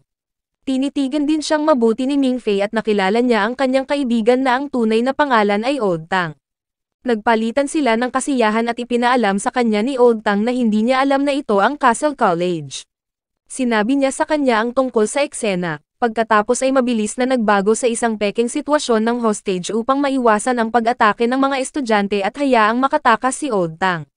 Habang sila ay narito, ang kanilang plano ay nag-ambala nang ang isang maliit na batang lalaki na may apoy at isang energy shield sa paligid niya ay tumalon sa kanilang sasakyan mula sa likuran at tinawag siyang kapatid. Hindi sila makatingin sa likod dahil sobrang init, ngunit natanaw nila siya ng mabuti mula sa rearview mirror. Mabilis na nagmaneho si Ming Fei. Inutusan ng propesor ang mga gwardya at ang mga estudyante na barilin ang bata gamit ang malalayong bala at binalaan niya ang mga ito na huwag lumapit sa bata. Binaril nila siya, ngunit ang energy shield sa paligid niya ay natutunaw ang mga bala. Kaagad pagkatapos ng pakikipag-ugnayan nila nang mapansin nilang walang silbi ang mga bala laban sa kanya, inutusan sila ng propesor na gumamit ng mga granada, ngunit ito ay walang silbi laban sa bata. Ang lahat ng kanilang mga pagsisikap na pigilan ang bata ay napatunayang walang silbi at mas lalo pang nagalit ang bata. Ginagamit ng bata ang kanyang Royal Blaze Power at nagdudulot ng napakalaking pagsabog na pumawi sa lahat ng nakapaligid sa kanya. Agad na itinigil ni Jihang at ng dalaga ang kanilang away pagkatapos nilang marinig ang pagsabog. Napagtanto nilang may mas malaking panganib sa paaralan at nagpasya silang maghiwalay. Ipinaalam sa kanya ng isa sa mga katulong ni Jihang ang sitwasyon. Sinabi ng batang babae kay Jihang na hindi sinasadyang napalaya ang bata. Pagkatapos ay hinihimok niya itong magtiwala sa kanya at pumayag siya. Tinawag ni Profesor Manstein ang kanyang ama at nakiusap sa kanya na ibalik ang hadlang upang hindi magamit ng bata ang kanyang yanling. Ipinaalam sa kanya ng ama ni Profesor Manstein na hindi ito posible dahil ang bata ay isa sa mga unang henerasyong dragon na siyang Dragon King ng tanso at apoy. Idinagdag niya na ang hadlang ay magiging walang silbi laban sa kanyang kapangyarihan. Tumawag si Mai sa kanyang amo para ipaalam sa kanya ang tungkol sa pag-atake ng Dragon Boy sa paaralan. Tila nabigla ang amo nang marinig niya na ang Dragon Boy ay may bakal na pugon at isang energy shield sa paligid niya, at nagtataka kung paano nakalabas ang bata. Kinausap siya ni Jihang para kumpirmahin ang sitwasyon. Pagkatapos ay hiniling niya kay Mai na gumawa ng video nito at ipadala ito sa kanya. Pagkatapos panoorin ang video, natuklasan niya na ang batang lalaki ay hindi ang Dragon King Norton, ngunit ang kanyang kapatid na si Constantine. Ipinaalam niya kay Mai na babalikan niya siya sa isang paraan para pigilan ang bata. Ang bata ay patuloy na lumilingon sa paligid at tinatawag ang kapatid. Makikita sina Nono, Old Tang at Ming Fei na nagtatago sa likod ng ilang mga haligi. Sinabi ni Ming Fei na sila ay mukhang hindi ligtas, at tinanong niya si Old Tang kung ano ang kanyang trabaho. Ipinahayag niya na siya ay isang hunter. Ipinaliwanag ni Nono na ang organisasyon ng hunter na kanyang pinagtatrabahuhan ay hindi nangangaso ng mga hayop, ngunit ang mga mahiwagang bagay na mahirap hanapin ng mga tao. Inihayag ni Old Tang na sumali siya sa organisasyon online at nakuha ang utos na nakawin ang Florera, ngunit hindi niya alam na papasukin niya ang paaralan ni Ming Fei. Pagkatapos ay ipinakita niya kay Ming Fei ang isang larawan ng Florera at napansin niya ang bitak nito, kaya nalaman niya na malamang na gumapang ang maliit na bata mula dito. May napansin si Nono na kakaiba sa batang lalaki at napagpasyahan niya na tila hinahanap nito ang isa sa kanila. Sa sandaling iyon, nahanap sila ni Finger sa likod ng mga haligi at nagpakawala ng malakas na hiyaw na tumambad sa kanila kay Constantine. Nagdadalamhati siya tungkol sa kung paano siya kinaladkad ni Ming Fei sa sayaw at inilantad siya sa panganib na kasalukuyang kinaroroonan niya. Si Constantine ay pumunta sa kanila at mabilis silang nakatakas. Sa kanilang paglalakbay, nakasalubong nila sina Caesar at Mai. Lumapit si Caesar kay Nono at nagtanong tungkol sa kanyang kalusugan. Si Ming Fei at ang iba ay pumunta sa swimming pool. Hinimok siya ni Caesar na sumama kay Ming Fei at sa iba pa sa swimming pool para magtago. Tumanggi si Nono, ngunit sinabi niya na kung siya ang kasama niya ay kakabahan siya at hindi makakapagtanghal sa kanyang pinakamahusay. Sinabi ni Mai kay Caesar na kailangan niyang gumawa ng paraan para pigilan ang Dragon Boy, dahil hindi niya mapapayagan ang kanyang mga kasamahan sa koponan na mamatay sa ilang sandali. Pagkatapos, si Mai ay nakatanggap ng tawag mula sa kanyang amo at ipinaalam niya sa kanya na ang batang lalaki ay maaaring pigilan gamit ang mga non-metal na bala ng Frigga. Idinagdag niya na hindi nila siya maalis, ngunit ang mga bala ay magpapatumba sa kanya pabalik. Kasunod nito, kinargahan ni na Caesar at Mai ang kanilang mga baril ng mga bala at ipinaalam ni Caesar sa mga propesor ang tungkol sa impormasyong ito. Binaril ni na Caesar at Mai ang bata at tila mabisa ang mga bala laban sa kanya. Ang iba pang mga gwardya at mga estudyante ay naglalagay din ng kanilang mga armas at ganoon din ang ginagawa. Hinanap ni na Mingfei, Old Tang at Finger ang pool at naglalaro sila dito. Agad nilang naalala na nasa panganib sila at dapat silang nagtatago, hindi naglalaro. Nakarinig sila ng mga yabag at nagpasya silang lubusang ilubog ang kanilang sarili sa pool. Makalipas ang ilang sandali, natagpuan ni Mingfei ang kanyang sarili sa isang pulang pool na may singaw sa kabuuan. Lumangoy siya sa dalampasigan at naniniwala siyang isa ito sa mga pangitain ni Lu Mingze at sinimulan niya itong hanapin. Habang naghahanap siya kung saan-saan at tinatawag ang kanyang pangalan, nahanap niya si Constantine at sinabi niya na pakiramdam niya ay pamilyar ang bata. Lumapit sa kanya si Constantine at hinihimas ang kanyang katawan. Nagtataka si Mingfei kung bakit nag-iinit ang bata. Biglang nagsiwalat ang mga bundok sa paligid ng isang pyramid, at agad niyang napagtanto na siya ay nasa lungsod ng Bronze and Fire at si Constantine ang batang humahabol sa kanila sa totoong mundo. Lumitaw si Lu Mingze nang wala saan sa pinangyarihan at pinalayas si Constantine, nagbabala sa kanya na iwanan ang kanyang kapatid na mag-isa at hanapin ang kanyang sariling kapatid. Nagising si Mingfei at natagpuan ang kanyang sarili na nakahiga sa tabi ng pool sa paaralan. Tinatawagan niya ang mga kaibigan ngunit walang sumasagot. Lumapit sa kanya ang principal at hiniling na sumama sa kanya. Dinala niya si Mingfei sa isang Overwatch Tower at ipinaalam sa kanya na na-corner nila ang Dragon Boy. Naglabas siya ng isang pambihirang bala ng alchemy at sinabi sa kanya na kaya nitong alisin ang isang Dragon King. Sinabi niya sa kanya na sisirain niya ang mga depensa ng Dragon King at kapag nakakita siya ng lumiligid na mata, dapat niyang barilin ito tulad ng ginawa niya kina Jihang at Caesar noong unang araw niya sa paaralan. Sinabi sa kanya ng punong guro na gagamitin niya ang kanyang yanling na tinatawag na Time Zero upang pabagalin ang lahat sa paligid at bigyan ng pagkakataon si Mingfei na barilin si Constantine. Sinabi niya sa kanya na maniwala sa kanyang sarili at iniwan niya siya. Tinatanong ni Finger si Old Tang kung bakit niya ito iniwan sa pool. Mukhang balisa si Old Tang at tinanong niya si Finger kung naririnig din niya ang pagtawag sa kanya ni Constantine na kapatid. Makalipas ang ilang sandali, si Constantine ay nag-transform sa isang tunay na dragon. Lumapit ang punong guro sa mga mag-aaral at pinasalamatan sila sa kanilang mga pagsisikap at sinabi niyang haharapin niya ang sitwasyon mula doon. Ina-activate niya ang kanyang yanling power na tinatawag na Time Zero at bumagal ang lahat. Sinira niya ang mga depensa ng dragon at inilantad ang kanyang namumungay na mata. Pagkatapos ay hinimok niya si Mingfei na kumuha ng shot. Tila kinakabahan si Mingfei sa pagbaril, ngunit lumitaw si Mingze sa likuran niya at tinulungan siyang barilin ang dragon. Kasunod nito, inanunsyo ng punong guro sa mag-aaral na bumaba na ang mga depensa ng dragon at dapat nilang barilin ang dragon gamit ang mga live na bala. Lumilipad ang dragon patungo kay Old Tang at pinangangalagaan siya mula sa mga bala. Sa kanyang huling hininga, tinawag siya ng dragon na kapatid at pagkatapos ay namatay. Mukhang nalilito si Old Tang sa nangyayari at nagsimula siyang tumakbo. Habang tumatakbo, nakakakuha siya ng mga pangitain ng matagal na ang nakalipas ng siya lamang at si Constantine, at nangako siyang protektahan at pamunuan ang mundo ng magkasama. Huminto siya sa pagtakbo at nag-flashback ang panahon niya bilang dragon. Bigla niyang naalala na kambal niyang kapatid si Constantine at nalulungkot siya at nagagalit. Ito ang nagudyok sa kanya na ibunyag ang kanyang tunay na pagkakakilanlan bilang Dragon King Norton. Ilang sandali pa, makikitang nag-uusap ang ama ni Manstein at ang principal. Ibinunyag niya na ang Dragon King na si Norton ay nagpahayag ng kanyang sarili, at ang ama ni Manstein ay nagtatanong kung bakit hindi na lang niya pinatay si Old Tang bago siya nag-transform at kung bakit niya hinintay na mag-transform siya. Ipinaliwanag ng punong guro na ang mga tao ay hindi kailanman nakapag-alis ng dragon sa loob ng libu-libong taon, ngunit sa halip ay tinatakan nila ang mga ito. Ipinaliwanag pa niya na ang lahat ng dragon ay kailangan upang muling buuin ang sarili nito ay isang bahagi ng katawan na kanilang tatatakan sa isang lugar hanggang sa ito ay lumaki muli bilang isang dragon. Ibinunyag niya na siya ay higit sa 100 taong gulang at hindi siya tumatanda dahil sa kanyang mestisong dugo, kaya kailangan niya ng isang tao upang magpatuloy sa kanyang legacy.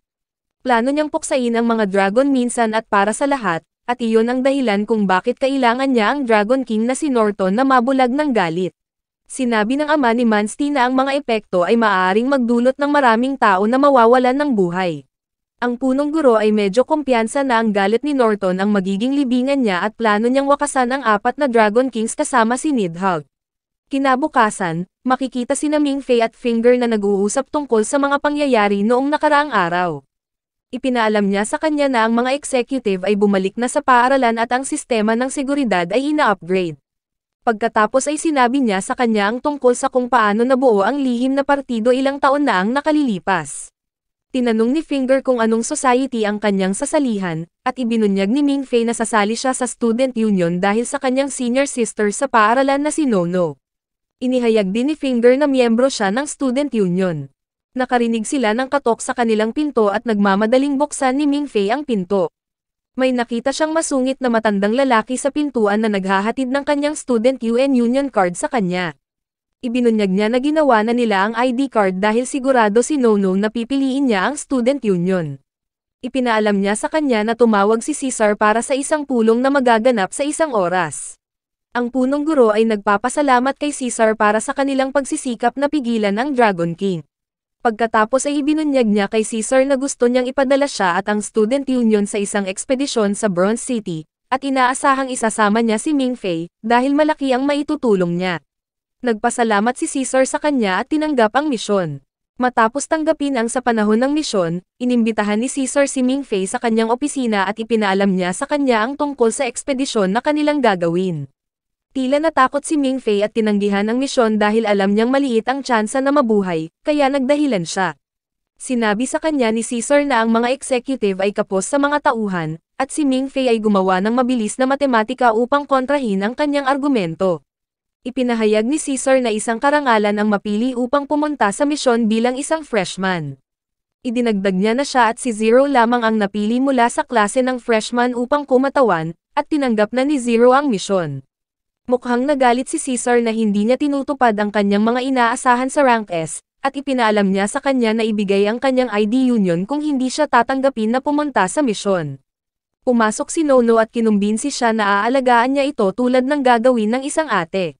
Galit na tinanggap ni Mingfei ang misyon at sinabi ni Caesar na kailangan nila siyang ihanda sa loob ng susunod na 2 buwan. Sa susunod na 2 buwan, sinanay si Mingfei sa iba't ibang aspeto ng kaligtasan na kinabibilangan ng diving, martial arts, endurance, hand-to-hand combat, stamina, shooting at iba pa. Matapos makumpleto ang kanyang pagsasanay, nagbihis si Mingfei bilang paghahanda para sa paggalugad at tila tensyonado siya. Napansin ito ni Finger at sinusubukang iangat ang kanyang espiritu. Ibinunyag ni Finger na ang mga magkasintahan ay hindi pinapayagang mag-dive ng magkasama, at ang dahilan kung bakit magkasama sina Yi Sheng at Aki ay dahil hindi nila ipinapahayag ang kanilang relasyon. Napagtanto ni Mingfei na hindi papayagang sumabak sina Caesar at Nono para sa misyon. Inihayag ni Mingfei na natatakot siyang pumunta sa misyon dahil malaki ang posibilidad na hindi na siya makabalik ng buhay.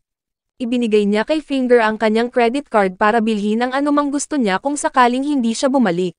Agad na kinuha ni Finger ang card at nagsimulang mag-order ng lahat ng uri ng pagkain. Tila nagulat si Mingfei nang makitang ganoon ang ugali ni Finger kahit hindi pa siya nawawala, ngunit mali pala siya nang ibalik ni Finger ang card. Pagkatapos ay pinalakas niya ang loob niya at tinitiyak sa kanya na babalik ang lahat ng maayos at babalikan niya itong buhay. Nagdudulot ito ng bagong kumpiyansa sa loob ni Mingfei. Samantala, ipinatawag ni Norton ang isa sa kanyang mga lingkod na dragon upang ihanda siya sa gagawing gawain. Sa lalong madaling panahon pagkatapos, sina Mingfei, Zero, Nono at Caesar ay dinala lahat sa barko upang simulan ang kanilang misyon. Ang pangalan ng kanilang misyon ay Operation Bronze. Inihayag ni Professor Manstein ang lahat ng firepower na mayroon sila sa mga board at sinabi sa kanila na mababa ang posibilidad na makatagpo sila ng dragon. Ipinaalam niya sa kanila na ang barko ay mas armado na ngayon kaysa dati at walang ordinaryong dragon ang maaaring umatake sa kanila. Ibinunyag niya na mayroon na silang advanced na torpedo na maaaring epektibong sirain ang anumang dragon. Ang kanilang misyon ay makalusot sa Bronze City at sirain ito bago ito mahulog sa mga kamay ni Norton. Nagtanong si Mingfei kung bakit kailangan nilang sirain ang lungsod kasama ang mga kayamanan nito, ngunit tumugon si Manstein na wala silang teknolohiya upang hilahin ang lungsod sa ibabaw para sa karagdagang pananaliksik. Naniniwala sila na si Norton ay kailangang bumalik sa lungsod at mag-transform sa isang kakon upang siya ay lumabas ng buong lakas. Ipinaalam sa kanila ni Professor Manstein ang plano sa pagsisid. Magpapares sina Nono at Mingfei at magpapares din sina Caesar at Zero. Ipinaalam niya sa kanila na si Caesar at Zero ang unang sumisid para hanapin ang kakon at pasabugin ito, ngunit tumanggi si Zero at sinabing may regla siya. Sinubukan ni Mingfei na kumbinsihin siya na hindi ito mahalaga, ngunit tumanggi siya.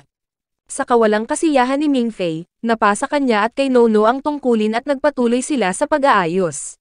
Sinabi sa kanya ni Nono ang lahat ng kailangan niyang malaman tungkol sa suit, kabilang ang isang linya ng kamalayan na gagamitin para hilahin sila pabalik sakay sakaling mawalan sila ng malay.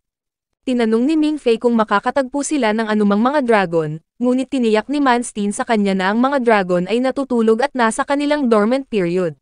Ipinaliwanag pa niya na si Norton, nang makatakas maraming taon na ang nakalilipas, ay nasa anyo ng tao, kaya kakailanganin niyang pumasok sa isang kakon upang maibalik ang kanyang buong potensyal na dragon.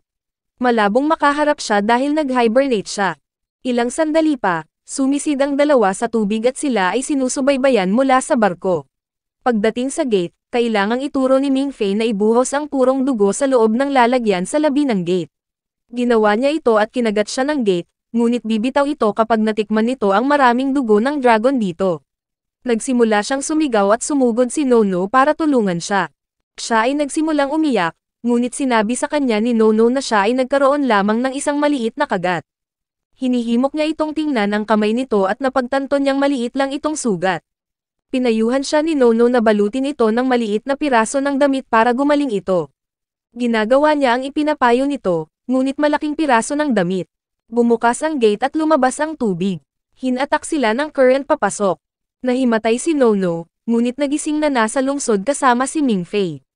Hiniling niya kay Norma na suriin ang kalidad ng hangin sa kanilang lokasyon, at ipinaalam niya na ang hangin ay mahihingahan. Hinimok niya si Mingfei na tanggalin ang kanyang supply ng oxygen para makatipid sila ng oxygen. Tinanong ni Nono si Norma kung bakit wala ng mga kakaibang gas sa lungsod, kahit na pagkatapos ng maraming taon na ito ay inabandona, kaya inihayag niya na ang Dragon King na si Norton ay bumalik sa kanyang palasyo at na-restart ang functionality system ng lungsod. Nagpatuloy sina Mingfei at Nono sa kanilang gawain, at nagulat sila pabalik kay Professor Manstein, na sila ay kasalukuyang nasa isang hindi kilalang pasilyo sa lungsod.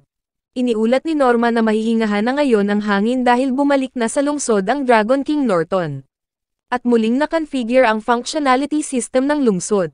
Nagtanong si Nono kung saan nila dapat ilagay ang mga bomba, at ipinaalam sa kanila ni Professor Manstein na hanapin ang palasyo ng Dragon King at ilagay ang mga ito doon. Upang gawin ito, hiniling ni Professor Manstein kay Mingfei na ibuhos ang tina kasama niya sa tubig at sundan kung saan ito dumadaloy. Sinundan nila ang tina at hindi maitago ni Mingfei kung gaano siya natatakot. Sa kanilang paglalakbay, sinabi ni Mingfei na ang mga estatwa sa paligid ay mukhang nakakatakot, at tinawag siya ni Nono na duwag. Sinabi sa kanya ni Nono ang isang kwento na ang mga estatwa ay naglalarawan ng mga mangkukulam ng isang tribo na bumisita sa Bronze City, at nag-alay ng mga sakripisyo ng mga pananim, hayop, at isang magandang batang babae upang gisingin ang Dragon King. Ngunit hindi na siya nagpakita dahil hindi siya kontento sa sakripisyo. Nakarating sila sa isang bahagi kung saan hindi na gumagalaw ang Dai at napansin nilang ito ang parehong haliging narating ni Yashang at Aki noong huling naroon sila. Matapos umalis sa lokasyong iyon, nakarating sila sa isang lugar kung saan itinayo ang isang estatwa bilang parangal kay Norton. Hinimok ni Mingfei si Nano na ihulog ang bomba sa lokasyon, ngunit napagpasyahan niya na ang palasyo ng Dragon King ay hindi maaaring nasa parehong lugar. Tumatanggap siya ng mga sakripisyo, kaya niloko niya si Mingfei na gamitin ang kanyang oxygen mask at pagkatapos ay itinulak siya sa tubig. Humihingi ng ulat ng sitwasyon si Professor Manstein at iniulat ni Nono na may mahinang visibility sa paligid para makita niyang mabuti ang paligid. Pagkatapos ay hinila sila sa ibang rehiyon ng lungsod sa ilalim ng dagat, na puno ng mga kalansay ng mga tao na minsang nakipagdigma laban sa Dragon King Norton, nang ang lungsod ay hindi pa nalubog sa tubig ngunit hindi nagtagumpay. Hiniling ni Nono kay Mingfei na ibigay sa kanya ang kanyang kamay. Pagkatapos ay tinanggal niya ang nakabalot sa nasugatan nitong kamay at ginamit ang dugo para i-unlock ang nakatagong gate sa ilalim ng mga ito. Kaagad, hinila sila sa ibang bahagi ng lungsod at nawalan sila ng koneksyon sa barko sa ibabaw. Nagiging sanhi din ito ng pagkawala ng kanilang linya ng kamalayan. Kaagad, inactivate ni na Professor Manstein at Caesar ang kanilang yanling sa pagtatangkang subaybayan ang lokasyon ni Nono at Mingfei. Natagpuan ni na Nono at Mingfei ang kanilang mga sarili sa isang hindi pa natutuklasang bahagi ng lungsod. Napansin nila ang isang malabong bahay sa bahaging ito ng lugar at nagpasya silang pumasok. Sa lugar na ito, napansin ni Nono na naputol na ang linya ng kanilang kamalayan. Nagsimulang magpanik si Mingfei, ngunit pinatahimik siya ni Nono at sinabing maaari silang muling kumonekta kapag umalis sila sa kanilang kasalukuyang lokasyon. Kasunod nito, nakakuha ng pangitain si Nono at agad niyang sinabihan si Mingfei na umupo sa tapat niya para magamit niya ang kanyang mga kasanayan sa psikolohiyang kriminal upang subukan at makakuha ng impormasyon. Hinihimok niya si Mingfei na huwag siyang istorbohin habang nasa kanyang psychic mode. Natuklasan ni Nono mula sa pangitain na ang bahay ay dating pagmamay-ari ni Norton at sila ni Constantine ay minsang tumira doon bilang kanilang palasyo at marami silang mga alaala sa palasyo. Tila humanga si Mingfei nang malaman na si Nono ay may mga kakayahan sa Seikiko, at nalaman ni Mingfei na minsan ay nag-profile siya sa kanya noong siya ay pumasok sa kolehiyo. Sinabi rin sa kanya ni Nono na ang dahilan kung bakit siya nagpasya na alagaan siya ay dahil nagkamali siya sa pag-recruit sa kanya sa paaralan at naisip niya na mananatili lamang si Mingfei ng 1 o 2 araw, pagkatapos ay huminto. Pagkatapos nito, kinakalkula ni Nono ang oras na kailangan nila para makalabas sa ibabaw at nagpasya siyang itakda ang bomba upang sumabog sa loob ng 45 minuto. Makalipas ang ilang sandali, nakahanap si Nono ng lampara at napagtanto niya na ito ay inilagay kamakailan. Napagtanto nila na nasa lungsod si Norton at nagsimulang tumakas ang dalawa. Bumalik sila sa kanilang pinanggalingan at napagtanto nilang nawawala ang linya ng kanilang kamalayan at tiyak na may kumuha nito. Ang lungsod ay nagsimulang mag-self-destruct, at napagtanto nila na ang tanging paraan upang makatakas ay bumalik sa kanilang dating lokasyon. Nakarating sila sa dating lokasyon at lumangoy sa ilalim ng tubig. Sa lugar na ito, nakahanap sila ng isa pang gate. Bago buksan ang gate, ibinunyag ni Mingfei doon na wala siyang isinulat sa kanyang tala ng pamamaalam dahil medyo kumpiyansa siyang babalik siya. Ibinunyag din ni Nono na ganoon din ang ginawa niya dahil walang makakamis sa kanya kung mawawalan siya ng buhay sa misyon. Ipinaalala ni Mingfei sa kanya si Caesar, ngunit sinabi niyang makakakuha siya ng iba pang mga opsyon kung wala na siya. Pagkatapos nito, ginamit ni Mingfei ang kanyang dugo para buksan ang gate. Bumalik sa barko, kinakalkula ni Professor Manstein ang oras na nawala sila at napagpasyahan na mababa ang kanilang pagkakataong mabuhay. Nawalan ng kalmado si Caesar at sinabing sasabak siya kasama ng iba pang mga rescuer, ngunit nag-iingat si Professor Manstein at ipinaalala sa kanya na ang kanilang misyon ay alisin ang Dragon King, at ang kanyang desisyon ay maaaring malagay sa panganib ang kanilang misyon. Bumalik sa dagat, sinubukan ni Nono at Mingfei na maghanap ng kanilang daan palabas, ngunit nakarating sila sa isang bahagi ng lungsod sa ilalim ng dagat na tila sila ay nasa isang dead end. Sinabi ni Nono na kakailanganin nila ng isang himala para makalabas, dahil nawalan sila ng koneksyon sa barko at hindi na nila makontak si Norma. Mukhang nalilito si Mingfei sa sitwasyon noong una, ngunit naalala niya ang cheat code na ibinigay sa kanya ni Mingzei para sa mapa ng lungsod. Inactivate ni Mingfei ang cheat code at makikita si Mingzei na natutuwa siyang tumawag para sa tulong. Kaagad pagkatapos ma-activate ang code, narinig ni Mingfei ang boses ni Finger sa kanyang isipan, kaya sinabi sa kanya ni Mingfei na tingnan ang mapa ng Bronze City upang magamit niya ito upang bigyan sila ng mga direksyon palabas ng lungsod. Si Mingfei ay sumisigaw sa tuktok ng kanyang boses kay Finger upang magmadali at tingnan ang mapa ng Bronze City upang matulungan silang makahanap ng paraan. Sa barko, hinawakan ni Professor Manstein ang kanyang ulo at sumisigaw sa sakit. Ipinaalam niya sa kanyang mga tauhan na parang may nag-uutos sa kanyang utak. Lumalabas na ginagamit ni Mingfei ang utak ni Professor Manstein bilang signal relay station para makipag-ugnayan kay Finger. Ginagamit ni Finger ang maikling oras na magagamit upang subukan ang kanyang makakaya upang malaman ang mapa, ngunit mayroon siyang limitadong pag-access sa computer, dahil siya ay isang estudyante sa antas ng F. Hinihimok siya ni Caesar na maging mabilis sa kanyang ginagawa dahil si Professor Manstein ay halos nasa kanyang limitasyon. Biglang naalala ni Finger na may S-level access pala siya. Nakipag-ugnayan siya kay Eva, isa sa mga personalidad ni Norma na naging matalik niyang kaibigan, para bigyan siya ng walang limitasyong pag-access. Nangako ang AI na iuuwi sa kanya ang kanyang kaibigan. Ginagamit ni Finger ang kanyang walang limitasyong pag-access upang pag-aralan ang mapa, at pagkatapos ay nagpapatuloy sa pagbibigay ng direksyon kay Mingfei at Nanon na kailangan nilang sundin palabas ng lungsod sa ilalim ng dagat.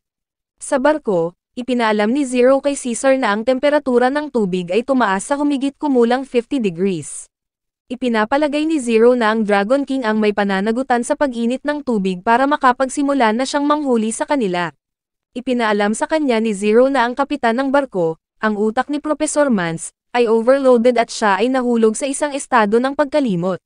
Iminumungkahi ni Zero na kontrolin ni Caesar ang barko dahil pamilyar siya sa karamihan ng mga tripulante na nagkataong mula sa Student Union. Pagkatapos ay kinuha ni Caesar ang kontrol sa barko, inanunsyo na nakontrol niya at nagbigay ng mga tagubilin sa lahat ng nakasakay. Sa ibabang kubyerta ng barko kung saan ang mga torpedo ay ikinarga, isang dragon ang umatake at sinisira ang lahat ng bagay sa lokasyong iyon at ang lahat ay ipinapalagay na ito ay si Norton. Binigyan si Caesar ng status report kasama ang impormasyon na ang sonar system on board ay hindi matukoy ang lokasyon ng umaataking dragon. Inutusan sila ni Caesar na tumakbo para dito upang mawala ang dragon na umaatake sa kanila, ngunit ito ay walang saysay habang hinahabol sila ng dragon. Sa panahon ng paghabol, napagtanto ni Zero na hindi si Norton ang humahabol sa kanila, kundi ang kanyang dragon servant na si Samson. Napansin nila si Norton sa isang burol sa di kalayuan kaya inutusan ni Caesar na huminto ang barko. Ang dragon na humahabol sa kanila ay dumaan sa kanila upang salubungin si Norton. Tumalon si Norton sa tubig at tinawag niya ang dragon na humahabol sa kanila upang ipakita ang kanyang sarili. Si Norton ay tumalon kay Samson at nagpasalamat sa kanya para sa kanyang mga serbisyo, at sa kanilang pagkabigla, sinaktan ni Norton si Samson at inalis siya. Lahat ng tao sa barko ay nagtataka kung bakit pinatay ni Norton ang kanyang dragon servant. Napansin nila ang paglabas ng enerhiya mula sa tubig na nagdudulot ng napakalaking pagsabog mula sa apoy. Lumitaw sina Norton at Samson at siya ay pinagsama sa katawan ni Samson. Napagtanto ng crew ang ginawa ni Norton, kaya hindi na niya kailangang pumunta sa underground city para makapasok sa kakon, dahil ang ginawa niya ay katumbas ng kakon. Samantala, nanunood si Mai sa malayo gamit ang isang sniper rifle at nalaman niyang ang pagsasama ni Norton sa dragon ay makakapagtipid sa kanya ng oras ng pagpisa mula sa isang kakon. Nakatanggap siya ng mga tagubilin na dapat mamatay si Norton at dapat niyang tiyakin na mabubuhay si Ming Fei. Bumalik sa tubig, sinubukan ni Nono at Ming Fei na maghanap ng paraan palabas ng lungsod sa pamamagitan ng pagtanggap ng mga tagubilin mula kay Finger. Ipinaalam niya sa kanila ang tungkol sa isang labasan sa kanilang daan, ngunit kailangan nilang magmadali bago sila tuluyang matrap sa lungsod. Sa kanilang paglalakbay, nakita nila ang katawan ni Yasheng na nakahawak sa isang libro na dadalhin sana niya pabalik sa barko. Napansin din nila na walang oxygen mask si Yasheng nang mamatay siya. Ito ang nagdala sa kanila sa konklusyon na ibinigay ni Yasheng kay Aki ang kanyang oxygen upang mahanap niya ang kanyang daan pabalik sa ibabaw. Pinapaalalahanan sila ni Finger tungkol sa panganib na kanilang kinaroroonan, at hiling ni Nano kay Yasheng ng mapayapang kabilang buhay at walang hanggang kapahingahan. Ipinagpatuloy nila ang kanilang paglalakbay sa pagtakas pagkatapos ng babala ni Finger. Sa kanilang pagpunta sa exit, si Ming Fei ay naging paranoid dahil ang exit ay napakatagal upang mahanap. Habang sinasabi niya kay Nono na ayaw niyang mamatay, ipinapalagay din ni Nono na maaaring maling kalkulasyon ang ibinigay sa kanila ni Finger. Sa sandaling ito, nakakuha si Ming Fei ng isang pangitain at nakikita niya ang kanyang panloob na sarili na pinapagalitan siya tungkol sa palaging umaasa sa isang tao na magliligtas sa kanya nang hindi siya palaging naglalagay sa trabaho. Pinayuhan niya siya na simulan ng ugali ng sumulong sa kanyang sarili nang walang tulong ng iba. Pagkatapos ng lecture ng kanyang panloob na katawan, nagkaroon ng lakas ng loob si Ming Fei na magpatuloy. Nakarating sila sa labasan at nahanap ang gate. Ngunit para mabuksan ang gate, kailangan nila ng purong dugo ng dragon. Sinubukan ni Ming Fei na putulin ang kanyang kamay gamit ang isang kutsilyo upang ilabas ang kanyang dugo, ngunit hindi ito gumagana. Sinubukan silang durugin ng slab, ngunit umatras si Nano at hinimok niya si Ming Fei na maging mabilis sa kanyang ginagawa. Nang makitang madudurog na ng slab si Nono, tinanggal ni Ming Fei ang kanyang gas mask at kinagat ang kanyang sarili sa daliri, na inihayag ang kanyang dugo sa gate. Bumukas ang pinto at silang dalawa ay naalis sa lungsod habang si Ming Fei ay nawalan ng malay. Bumalik sa barko, hindi na mamalaya ni Professor Mans na si Ming Fei at Nono ay nasa panganib mula sa mga pagtagas ng oxygen. Hindi ito pinansin ni Caesar at inutusan ang barko na umalis sa kanilang kasalukuyang lokasyon. Hinabol sila ni Norton matapos itong makita at ibinaba ng barko ang isang rescue bell sa karagatan. Sa ilalim ng tubig, nakita ni Ming Fei ang isang pangitain ng mga taong pinag-uusapan siya. Sinampal siya ni Nono at nagising sa realidad. Ipinaalam niya sa kanya na nawalan siya ng supply ng oxygen nang tanggalin niya ang kanyang gas mask. Inihayag niya na mayroon lamang sila ng halos kalahati ng kanilang dating dami ng oxygen. Ang problema ngayon ay kung paano makabalik sa barko na may limitadong amount ng oxygen na mayroon sila. Sa parehong oras, dumating si Chu Jihang sakay ng chopper at ipinaalam kay Caesar at sa kanyang mga tauhan na dumating siya upang bigyan sila ng suporta. Sa kanilang paglabas sa tubig, hinubad ni Nano ang kanyang suit at ibinigay ito kay Ming Fei, dahil siya ay isang dalubhasang maninisid at may mas magandang pagkakataon na mabuhay ng walang suit kaysa kay Ming Fei. Ipinagpatuloy nila ang kanilang paglalakbay palabas ng tubig, at sa sandaling ito ay isang pagsabog ang tumama sa kanilang lokasyon at naglalabas ng lasong gas. Umaasa si Ming Fei na tama si Nono. Bumalik sa barko, sinubukan ni Caesar at ng iba pa na humanap ng paraan para pigilan si Norton. Ipinaalam sa kanila ni Chu Jihang na dumating siya upang tulungan sila sa misyon at ipinakita ni Caesar ang kanyang sama ng loob dito. Sinabihan siya ni Zero na pahalagahan ang suporta, ngunit tumugon siya na ang kapangyarihan ni Chu Jihang sa Yanling ay magiging walang silbi laban sa hari ng dragon na si Norman Norton, dahil ang paghinto ng apoy gamit ang apoy ay imposible. Ipinaalam sa kanila ng piloto ng barko na hindi na makakalipad ang barko dahil sa pinsala sa mga makina, at umaasa siyang walang mangyayari sa watertight compartment dahil lulubog ang barko. Nagtanong si Caesar tungkol sa mga torpedo, at nakahinga siya ng maluwag nang marinig na mayroon pa silang nakasakay. Iminumungkahi nila na bigyan nila ng kaunting tweak ang torpedo upang madagdagan ang epekto ng pinsala nito, upang maging epektibo ito laban sa Dragon King Norton kapag inatake nila siya. Iminumungkahi ni Zero na kailangan nilang makarating sa hanay na humigit kumulang 100 metro kasama si Norton bago nila ipaputok ang torpedo upang hindi niya ito maitaboy at malaki ang pinsala. Ang torpedo ay naglalakbay sa bilis ng isang eroplano at ang pinsala ay magiging malaki. Sinabi sa kanila ni Caesar na gagamitin niya ang kanyang kakayahan sa Yanling para makaabala sa Dragon King Norton, upang matamaan siya ng torpedo sa isang hindi nalalamang estado. Sa kanyang paglabas, ipinaalam sa kanya ni Zero na ang torpedo ay naglulunsad na may napakalakas na ingay tulad ng tunog ng isang space shuttle, at maaaring magdulot ng pinsala sa kanyang eardrums kapag siya ay nasa kanyang Yanling state. Pinasalamatan siya ni Caesar para sa kanyang talino at umalis upang harapin si Norton. Tinakpan ni Caesar ang kanyang mga mata, upang bigyan siya ng pagkakataon na makapag-focus sa kanyang mga kakayahan sa pandinig ng mas mahusay kaysa sa pag-activate niya ng kanyang Yanling. Pumunta si Zero sa torpedo compartment para hintayin ang signal mula kay Caesar, para mapaputok niya ang torpedo. Matapos i-activate ang kanyang kakayahan sa Yanling, nagpaputok si Caesar ng maraming putok sa Dragon King Norton mula sa kanyang rifle, ngunit naitaboy niya silang lahat. Pinaputukan siya ni Caesar para ma-distract siya sa orihinal nilang plano at para magalit din siya para maituon niya ang atensyon kay Caesar. Si Zero, bago dumating sa kompartamento ng torpedo, ay nagsabi na ang pagkagalit sa Dragon King ay magpapalabo sa kanyang kakayahan sa pangangatwiran at hindi niya makikita ang kanilang pag-atake na darating. Idinagdag niya na kung maaari niya itong magalit ng sapat, itutuon niya ang lahat ng kanyang atensyon kay Caesar at pagkatapos ay magkakaroon ng mataas na pagkakataon ang torpedo na tamaan siya. Dumating siya sa kompartamento ng torpedo at ipinaalam nila kay Caesar na handa na sila. Inutusan ni Caesar na imaneho nila ang barko palapit kay Norton. Habang tumitindi ang laban, saglit na itinaas ni Caesar ang kanyang harang upang pahintulutan si Jihang na gambalain ang Dragon King. Inatake ni Jihang ang Dragon King gamit ang Royal Blades, ngunit ang Dragon King Norton ay madaling sinasalungat ang kanyang pag-atake ng may pantay na puwersa, at ito ay nagdudulot ng malaking lakas ng energy surge at pagsabog na tumama sa lugar. Ang malaking sinag ng liwanag na dulot ng pagsabog ay nagdudulot ng panandaliang pagkabulag. Ngunit ito ay walang epekto kay Caesar at tinanggal ang kanyang piring at inutusan si Zero na ipaputok ang torpedo sa Dragon King. Gayunpaman, nakalimutan ni Caesar na takpan ang kanyang mga tainga kapag ang torpedo ay dumiretso kay Norton.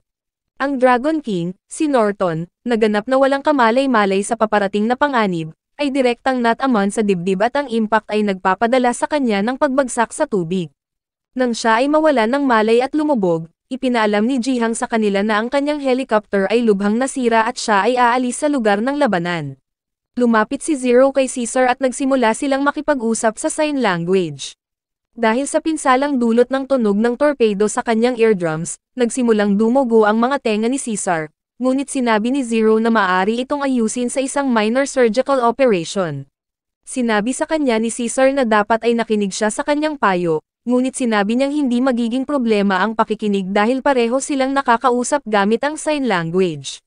Sinabi ni Caesar na natuto siya ng sign language dahil sa kanyang ina na nawalan ng pandinig, at sinabi ni Zero na natutunan niya ang wikang makipag-usap sa kanyang sarili kapag walang gustong makipag-usap sa kanya. Nag-high five si Caesar para sa isang mahusay na trabaho. Umaasa sila na mahanap ni Nono at Mingfei ang diving bell sa oras para makabalik silang buhay. Bumalik sa tubig, nakita ni Nono at Mingfei ang diving bell sa tubig. Si Nono, na kanina pa nagpipigil ng hininga, ay sumenyas kay Mingfei na ibigay sa kanya ang respirator para makakuha siya ng oxygen. Ibinigay niya sa kanya ang snorkel at pagkatapos makakuha ng ilang oxygen ay pumunta sila sa diving bell. Tila napanatag si Mingfei na sa wakas ay wala na sila sa panganib. Na-verify ni Nono ang kanyang fingerprint sa diving bell at binuksan ang pinto para kay Mingfei at itinulak niya ito sa diving bell. Pumasok si Mingfei, ngunit bago siya sumama sa kanya sa loob, ang Dragon King na si Norton, na tila lumulubog, ay nagpakita at itinusok si Nono. Nanlamig si Mingfei at natakot sa tanawing ito. Si Nono, sa kanyang kamatayang sandali ay ginagamit ang kanyang huling lakas, para i-lock ang diving bell para maging ligtas si Mingfei. Si Mingfei, na natatakot pa rin sa kanyang sitwasyon, ay nagbabalik tanaw sa kanilang mga alaala ng magkasama. Iniisip niya kung paanong si Nono ay palaging nandyan para sa kanya at nais niyang maibalik siya dahil hindi kumpleto ang kanyang buhay kung wala siya. Napaluha si Mingfei habang iniisip ang lahat ng ito. Sa kanyang estado ng kalungkutan ay nakakuha siya ng isang pangitain at natagpuan niya ang kanyang sarili na nakahiga sa isang balsa sa isang misteryosong lugar. Tila naguguluhan siya sa nangyayari ngunit narinig niya ang boses ni Mingzei at napagtanto niyang isa ito sa kanyang mga pangitain. Sinabi sa kanya ni Mingzei na nagpasya siyang makita siya dahil napansin niyang nasa kalagayan siya ng kalungkutan. Ipinaliwanag ni Mingzei ang kanyang kasalukuyang sitwasyon sa labas, ngunit sinabi ni Mingfei sa kanya na isipin ang kanyang negosyo. Sinabi niya sa kanya na maaaring may panahon pa para iligtas si Nono, na unti-unting namamatay sa totoong mundo, at kung makikinig siya sa kanyang payo ay handa siyang tulungan siya. Agad itong narinig ni Mingfei. Mukhang curious siyang marinig ang sasabihin niya. Ibinunyag ni Mingzei na hindi siya isang ordinaryong tao, ngunit bago niya ihayag ang kanyang sasabihin, hiniling niya kay Mingfei na sabihin sa kanya ang dahilan kung bakit pinili niya ang Castle College at nagpa siya na kumuha ng ganoong mataas na panganib. Sumagot si Mingfei na ginawa niya ito kaya iisipin ng kanyang mga magulang na siya ay isang promising na anak, ngunit sa katotohanan ay hindi. Nagrant siya tungkol sa kung paano siya palaging tinutulungan ng mga tao na makamit ang kanyang layunin at malampasan ang mga bagay, na naging dahilan upang maniwala siyang hindi siya isang promising na bata. Nagbigay si Mingfei ng isang nakakaantig na kwento tungkol sa kanyang buhay at kung paano naroon si Nono para sa kanya. Ipinahayag sa kanya ni Mingzei na naaawa lang si Nono sa kanya dahil alam niya kung gaano siya kaawa-awa. Napaluha si Mingfei at sinabing masakit na makita ang taong pinakamahalaga sa kanya na nawawalan ng buhay at sana ay mapipigilan niya iyon. Naaawa si Mingzei sa kanya at pagkatapos ay nag-aalok ng mga alok na tulungan siyang ibalik siya, ngunit sa isang kondisyon. Tinanong ni Mingfei kung ano ang kondisyon, at ipinaliwanag ni Mingzei na ang kondisyon ay parang pagpirma ng kontrata sa Diablo, na pag-aarian ng Diablo ang kaluluwa ng sinumang tinutulungan niya. Ipinaliwanag ni Mingzei na pagkatapos niyang tulungan siyang talunin ang Dragon King na si Norton at tulungang ibalik si Nono, pagmamay-ari na niya ang kanyang kaluluwa. Upang maisakatuparan ito, ipinahayag ni Mingzei na bibigyan niya siya ng mga cheat code, ngunit ang bawat code ay nagbibigay sa kanya ng karapatan sa isang kapat ng buhay ni Mingfei. Kaya pagkatapos gumamit ng 4 na code, ganap niyang pagmamay-ari ang kanyang buhay. Sumasang-ayon si Mingfei, na gagawin ang lahat para maibalik si Nono. Mukhang nagulat si Mingzei na papayag si Mingfei sa kasunduan. Talagang pinalabo ng epekto ni Nono sa kanya ang kanyang pangangatwiran at ngayon ay opisyal na siyang nahulog sa kanyang bitag. Pagkatapos ay ibibigay ni Mingzei sa kanya ang kapangyarihan na yanling na kailangan niya para maibalik si Nono. Kasunod nito, pinabalik siya ni Mingzei sa totoong mundo at nagising siya sa diving bell. Agad siyang lumakas at sumugod kay Nono. Gumagamit siya ng spell para pagalingin si Nono at nawala ang buntot ng dragon. Ibinigay niya kay Nono ang oxygen mask, itinali siya sa diving bell at pinabalik siya sa ibabaw. Sa ibabaw, nalaman ni Caesar na nakakuha sila ng pulse signal mula sa diving bell. Gumaan ang loob ni Caesar sa narinig at agad niyang inutusan na hilahin siya at dapat naka-standby ang mga medics. Matapos iligtas si Nono, sinabi ni Mingzei kay Mingfei na ligtas si Nono at oras na para labanan niya si Norton. Ibinunyag ni Mingfei na wala sa mga kapangyarihang ibinigay niya sa kanya ang magiging kapaki-pakinabang laban kay Norton. Pagkatapos ay isiniwalat ni Mingzay na upang talunin ang Dragon King na si Norton, kakailanganin niyang i-access ang kahon na nakuha nila mula sa katawan ni Yisheng. Ang kahon ay naglalaman ng 7 nakamamatay na sandata na matagal nang ginawa mismo ng Dragon King na si Norton, at ang bawat sandata ay may kabuluhan na makakatulong sa kanya na talunin ang Dragon King. Bago magsimula ang laban, sinabi ni Mingzay kay Mingfei na kailangan niyang harangan ang pagsasalita ni Norton para hindi siya makagawa ng anumang pag-atake, at ginagawa niya ito sa tulong ng isa sa mga kapangyarihang ibinigay sa kanya ni Mingzay. Kasunod nito, ipinatawag ni Mingfei ang kahon at ang mga armas sa loob nito ay na-activate.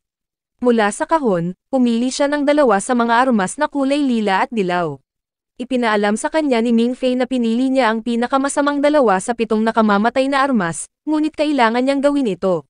Sinisingil ni Mingfei si Norton at inatake siya ng may galit. Nagbago ang mga sandata sa kanyang kamay at ipinaalam sa kanya ni Mingzay na ang mga sandata ay nagsiwalat lamang ng kanilang tunay na anyo. Inatake ni Mingfei ang Dragon King at nilaslas ang isang bahagi ng bibig nito. Mukhang masyadong matigas ang pagprotekta ng Dragon King para kay Mingfei. Ngunit napansin ni Mingzay na ito ay dahil si Mingfei ay walang foothold sa tubig, kaya ginamit niya ang kanyang kapangyarihan para pigilan iyon na mangyari para malaya siyang makagalaw.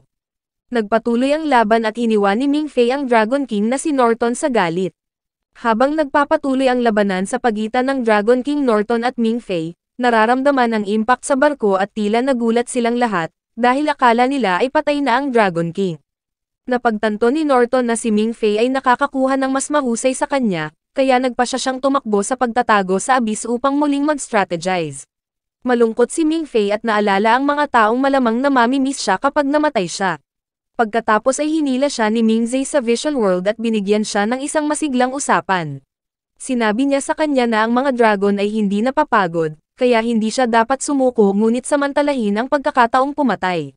Sinabi sa kanya ni Mingfei na hindi pa siya maaaring sumuko, kaya inihayag ni Mingzay na ang spell na humaharang sa kapangyarihan ng Yanling ng Dragon King ay unti-unting nauubusan ng oras, kaya kailangan niyang kumilos ng mabilis. Upang maalis ang Dragon King, inihayag ni Mingzay na ang katawan ni Norton sa ulo ng dragon ay ang mahinang punto. Matapos makatanggap ng mga salita ng paghihikayat mula kay Mingzay, inactivate ni Mingfei ang kanyang Yanling, na nagpapataas ng kanyang lakas at bilis. Sinubukan niyang hanapin si Norton sa tulong ng kanyang Yanling. Ngunit ang lahat ay tila pinalakas, ang kanyang Yanling ay sinasabayan ng Yanling ni Mingzay at nagawa niyang hanapin si Norton sa kanyang hideout. Kaagad siyang naglunsad ng isang mapangwasak na pag-atake kay Norton at hinampas ang kanyang katawan. Nang hindi iyon gumana, sinisingil niya ang katawan ni Norton sa ulo ng dragon, ngunit bigla niyang itinigil ang pag-atake nang mapagtanto niyang si Norton ang kanyang matalik na kaibigan, si Old Tang. Napansin ni Norton na nanigas si Mingfei, kaya ginamit niya ang pagkakataong ito para sunggaban siya sa leeg at sinubukang sakalin siya hanggang sa mamatay. Hindi mapigilan ni Mingzay na magkomento tungkol sa kung gaano kalambot ang puso ni Mingfei. Kaya nagpa siya siyang pumasok. Ibinigay niya kay Mingfei ang isa sa mga nakamamatay na sandata, na lumalabas na isang punyal at itinulak niya ito sa loob ng katawan ni Norton. Habang lumulutang si Mingfei pabalik sa ibabaw, pinagmamasdan niya ang katawan ni Norton na unti-unting nagiging bato, at naaalala niya ang mga alaala niya kasama si Old Tang at kung paano siya naroon para sa kanya, kahit na siya ay nasa pinakamababa. Si Mingfei ay lumuha ng hindi mapigilan habang patuloy siyang umaakyat patungo sa ibabaw. Bumalik sa barko, lahat ay nagtitipon sa paligid ni Nono. Tiniyak ng doktor kay Caesar, wala siyang dapat ipag-alala dahil maayos naman ang vitals ni Nono. Sa kaginhawahan ng lahat, nagising si Nono at lahat sila ay pumalakpak para sa kanya. Napagtanto ni Zero na wala pa rin si Mingfei at napansin niya ito sa malayo. Kaya lumalangoy siya sa kanya upang tulungan siya at kinaladkad niya siya pabalik sa barko. Si Mai, na naghihintay na maisagawa ang kanyang misyon, ay nagulat sa kanyang amo na nakaligtas si Mingfei ayon sa gusto niya. Sa sandaling ito, napansin niya ang Dragon King na si Norton, na ang katawan ay nagbago na sa mga bato at ngayon ay mahina at naghihingalo, sinusubukang makatakas. Kinargahan niya ang kanyang rifle ng pambihirang bala ng alchemy na ibinigay sa kanya, at binaril niya si Norton at agad itong natanggal. Nagulat siya pabalik sa kanyang amo na kompleto na ang trabaho at tinapon niya ang kanyang rifle. Sa barko, nalaman ni Zero na nakarating si Chu Jihang sa pinakamalapit na airport at nagpapagaling doon. Nang maglaon, makikita si Mingfei na nakikipagtsaa kasama ang principal. Pinupuri siya ng punong guro sa pagkakaroon ng perpektong marka sa kanyang mga papel at praktikal, na binabanggit na iilan lamang ang mga tao ang nakamit iyon sa kasaysayan ng paaralan. Gayunpaman, ipinaalam sa kanya ng punong guro na kailangan niyang magsulat ng isang thesis at para dito, iminumungkahi niya na magsulat siya tungkol sa kambal na Dragon Kings na nilikha ng Black Dragon Emperor Nidhogg. Ibinunyag ng punong guro na nilikha ni Nidhogg ang 4 na Dragon Kings bilang kambal, na naging 8 sa kabuuan. Idinagdag niya na ang Dragon Kings ay lumilitaw sa anyo ng tao upang makakuha ng empatiya mula sa mga tao. Pagkatapos ay ipinasa sa kanya ng principal ang isang larawan. Binuksan niya ang larawan at nakita niya si Old Tang sa kanyang 20s kasama ang kanyang mga kaibigan. Ibinunyag ng punong guro na si Old Tang ay isang Dragon King na tahimik na namumuhay pagkatapos na pumanaw ang kanyang mga adoptive parents at nag-donate pa ng kanyang pera sa mga orphanage. Pagkatapos ay inaliw siya ng punong guro tungkol kay Old Tang, na sinasabing kahit nawala si Constantine, ihahayag pa rin ni Old Tang ang kanyang sarili bilang Dragon King Norton at maghahari ng takot sa mundo kung hindi siya napigilan. Nagtanong si Ming Fei kung bakit napagpasyahan nilang ilihim ang mga dragon mula sa labas ng mundo. Kaya tumugon ang punong guro na ang pagkilala sa mga ito ay makagambala sa pamumuhay ng mga tao at ang kaalaman ay mayayanig ang pag-unawa ng mga tao sa mundo. Ipinasa sa kanya ng principal ang isang liham at natuklasan niya na ito ay liham mula sa kanyang mga magulang. Isinulat ng kanyang ina ang tungkol sa kung gaano siya ipinagmamalaki nila sa pagtatagumpay ng misyon at kung paano sila naghahanda para sa kanyang pagtatapos kapag siya ay 22 taong gulang. Ang sulat na ito ay nagpapaluha sa kanya. Matapos basahin ang liham, nagtanong ang punong guro tungkol sa kanilang pagtatagpo kay Norton, na binabanggit na kung paano nakaligtas si Nono ay isang himala. Nagtanong siya tungkol sa kung paano ito nangyari, ngunit naalala ni Ming Fei na binabalaan siya ni Ming Zhe na huwag sabihin sa sino man ang tungkol sa labanan, kaya tumanggi siya, tumangging magsabi ng anuman. Sinabi ng prinsipal na naiintindihan niya at pinapayagan siyang umalis. Sa dormitoryo, sinabi ni Ming Fei kay Finger ang tungkol sa kanyang naipost tungkol sa kanya sa website ng balita ng paaralan. Habang nagtatalo sila tungkol dito, nakarinig sila ng katok sa kanilang pinto at si Caesar iyon. Humingi siya sa kanila ng asin upang idagdag sa kanyang niluluto, at binigyan siya ni Finger. Ibinunyag ni Finger na sina Caesar at Chu Jihang ay magka-roommate na at lumipat na sila sa kwartong nasa tapat nila. Sinabi rin niya sa kanya na lumipat na rin ang katulong ni Nono at Jihang sa katabi nilang silid. Kasunod nito, lumapit si Nono sa kanya at inalok siya ng tsokolate. Ipinaalam niya kay Finger na marami pa sa silid, at nagmamadali itong umalis para kumuha. Nagpapasalamat si Nono kay Ming Fei sa kanyang ginawa noong nasa ilalim sila ng tubig. Sinabi niya na naaalala niya ang pagtawag nito sa kanya habang siya ay nawalan ng malay. Ngunit dahil naalala niya, nangako itong protektahan siya, kaya naman nagpasya siyang magkamalay. Hindi pala naalala ni Nono ang nangyari. Pagkatapos nito, may lumapit kay Ming Fei at naghatid ng isang pakete sa kanya na ipinadala mula sa ibang bansa. Pumasok siya sa kwarto niya at binuksan ang package. Nagulat siya nang makakita siya ng telepono, at napagtanto niyang ipinadala ito ni Ming Zhe para madali niya itong makontak nang hindi siya kinakaladkad patungo sa Vision Land at para subaybayan siya para hindi siya bumalik sa kanilang deal. Nang maglaon, dumaan ang punong guro sa 3E test ni Ming Fei, at nakita niya sa isa sa mga papel ang isang larawan na iginuhit ni Ming Fei sa kanya na nakaupo sa isang bintana kasama si Ming Zhe. Nakilala ng principal si Ming Zhe, ngunit sinunog niya ang sulat. Pagkatapos nito, muli niyang tinanggap si Ming Fei sa akademya. Maraming salamat sa panonood, sana nag-enjoy ka sa anime na ito. Mag-subscribe at pindutin ang notification bell upang updated ka lagi sa mga bagong video na may upload namin, at para makatutok sa higit pang Tagalog anime recap, magkita tayo sa susunod.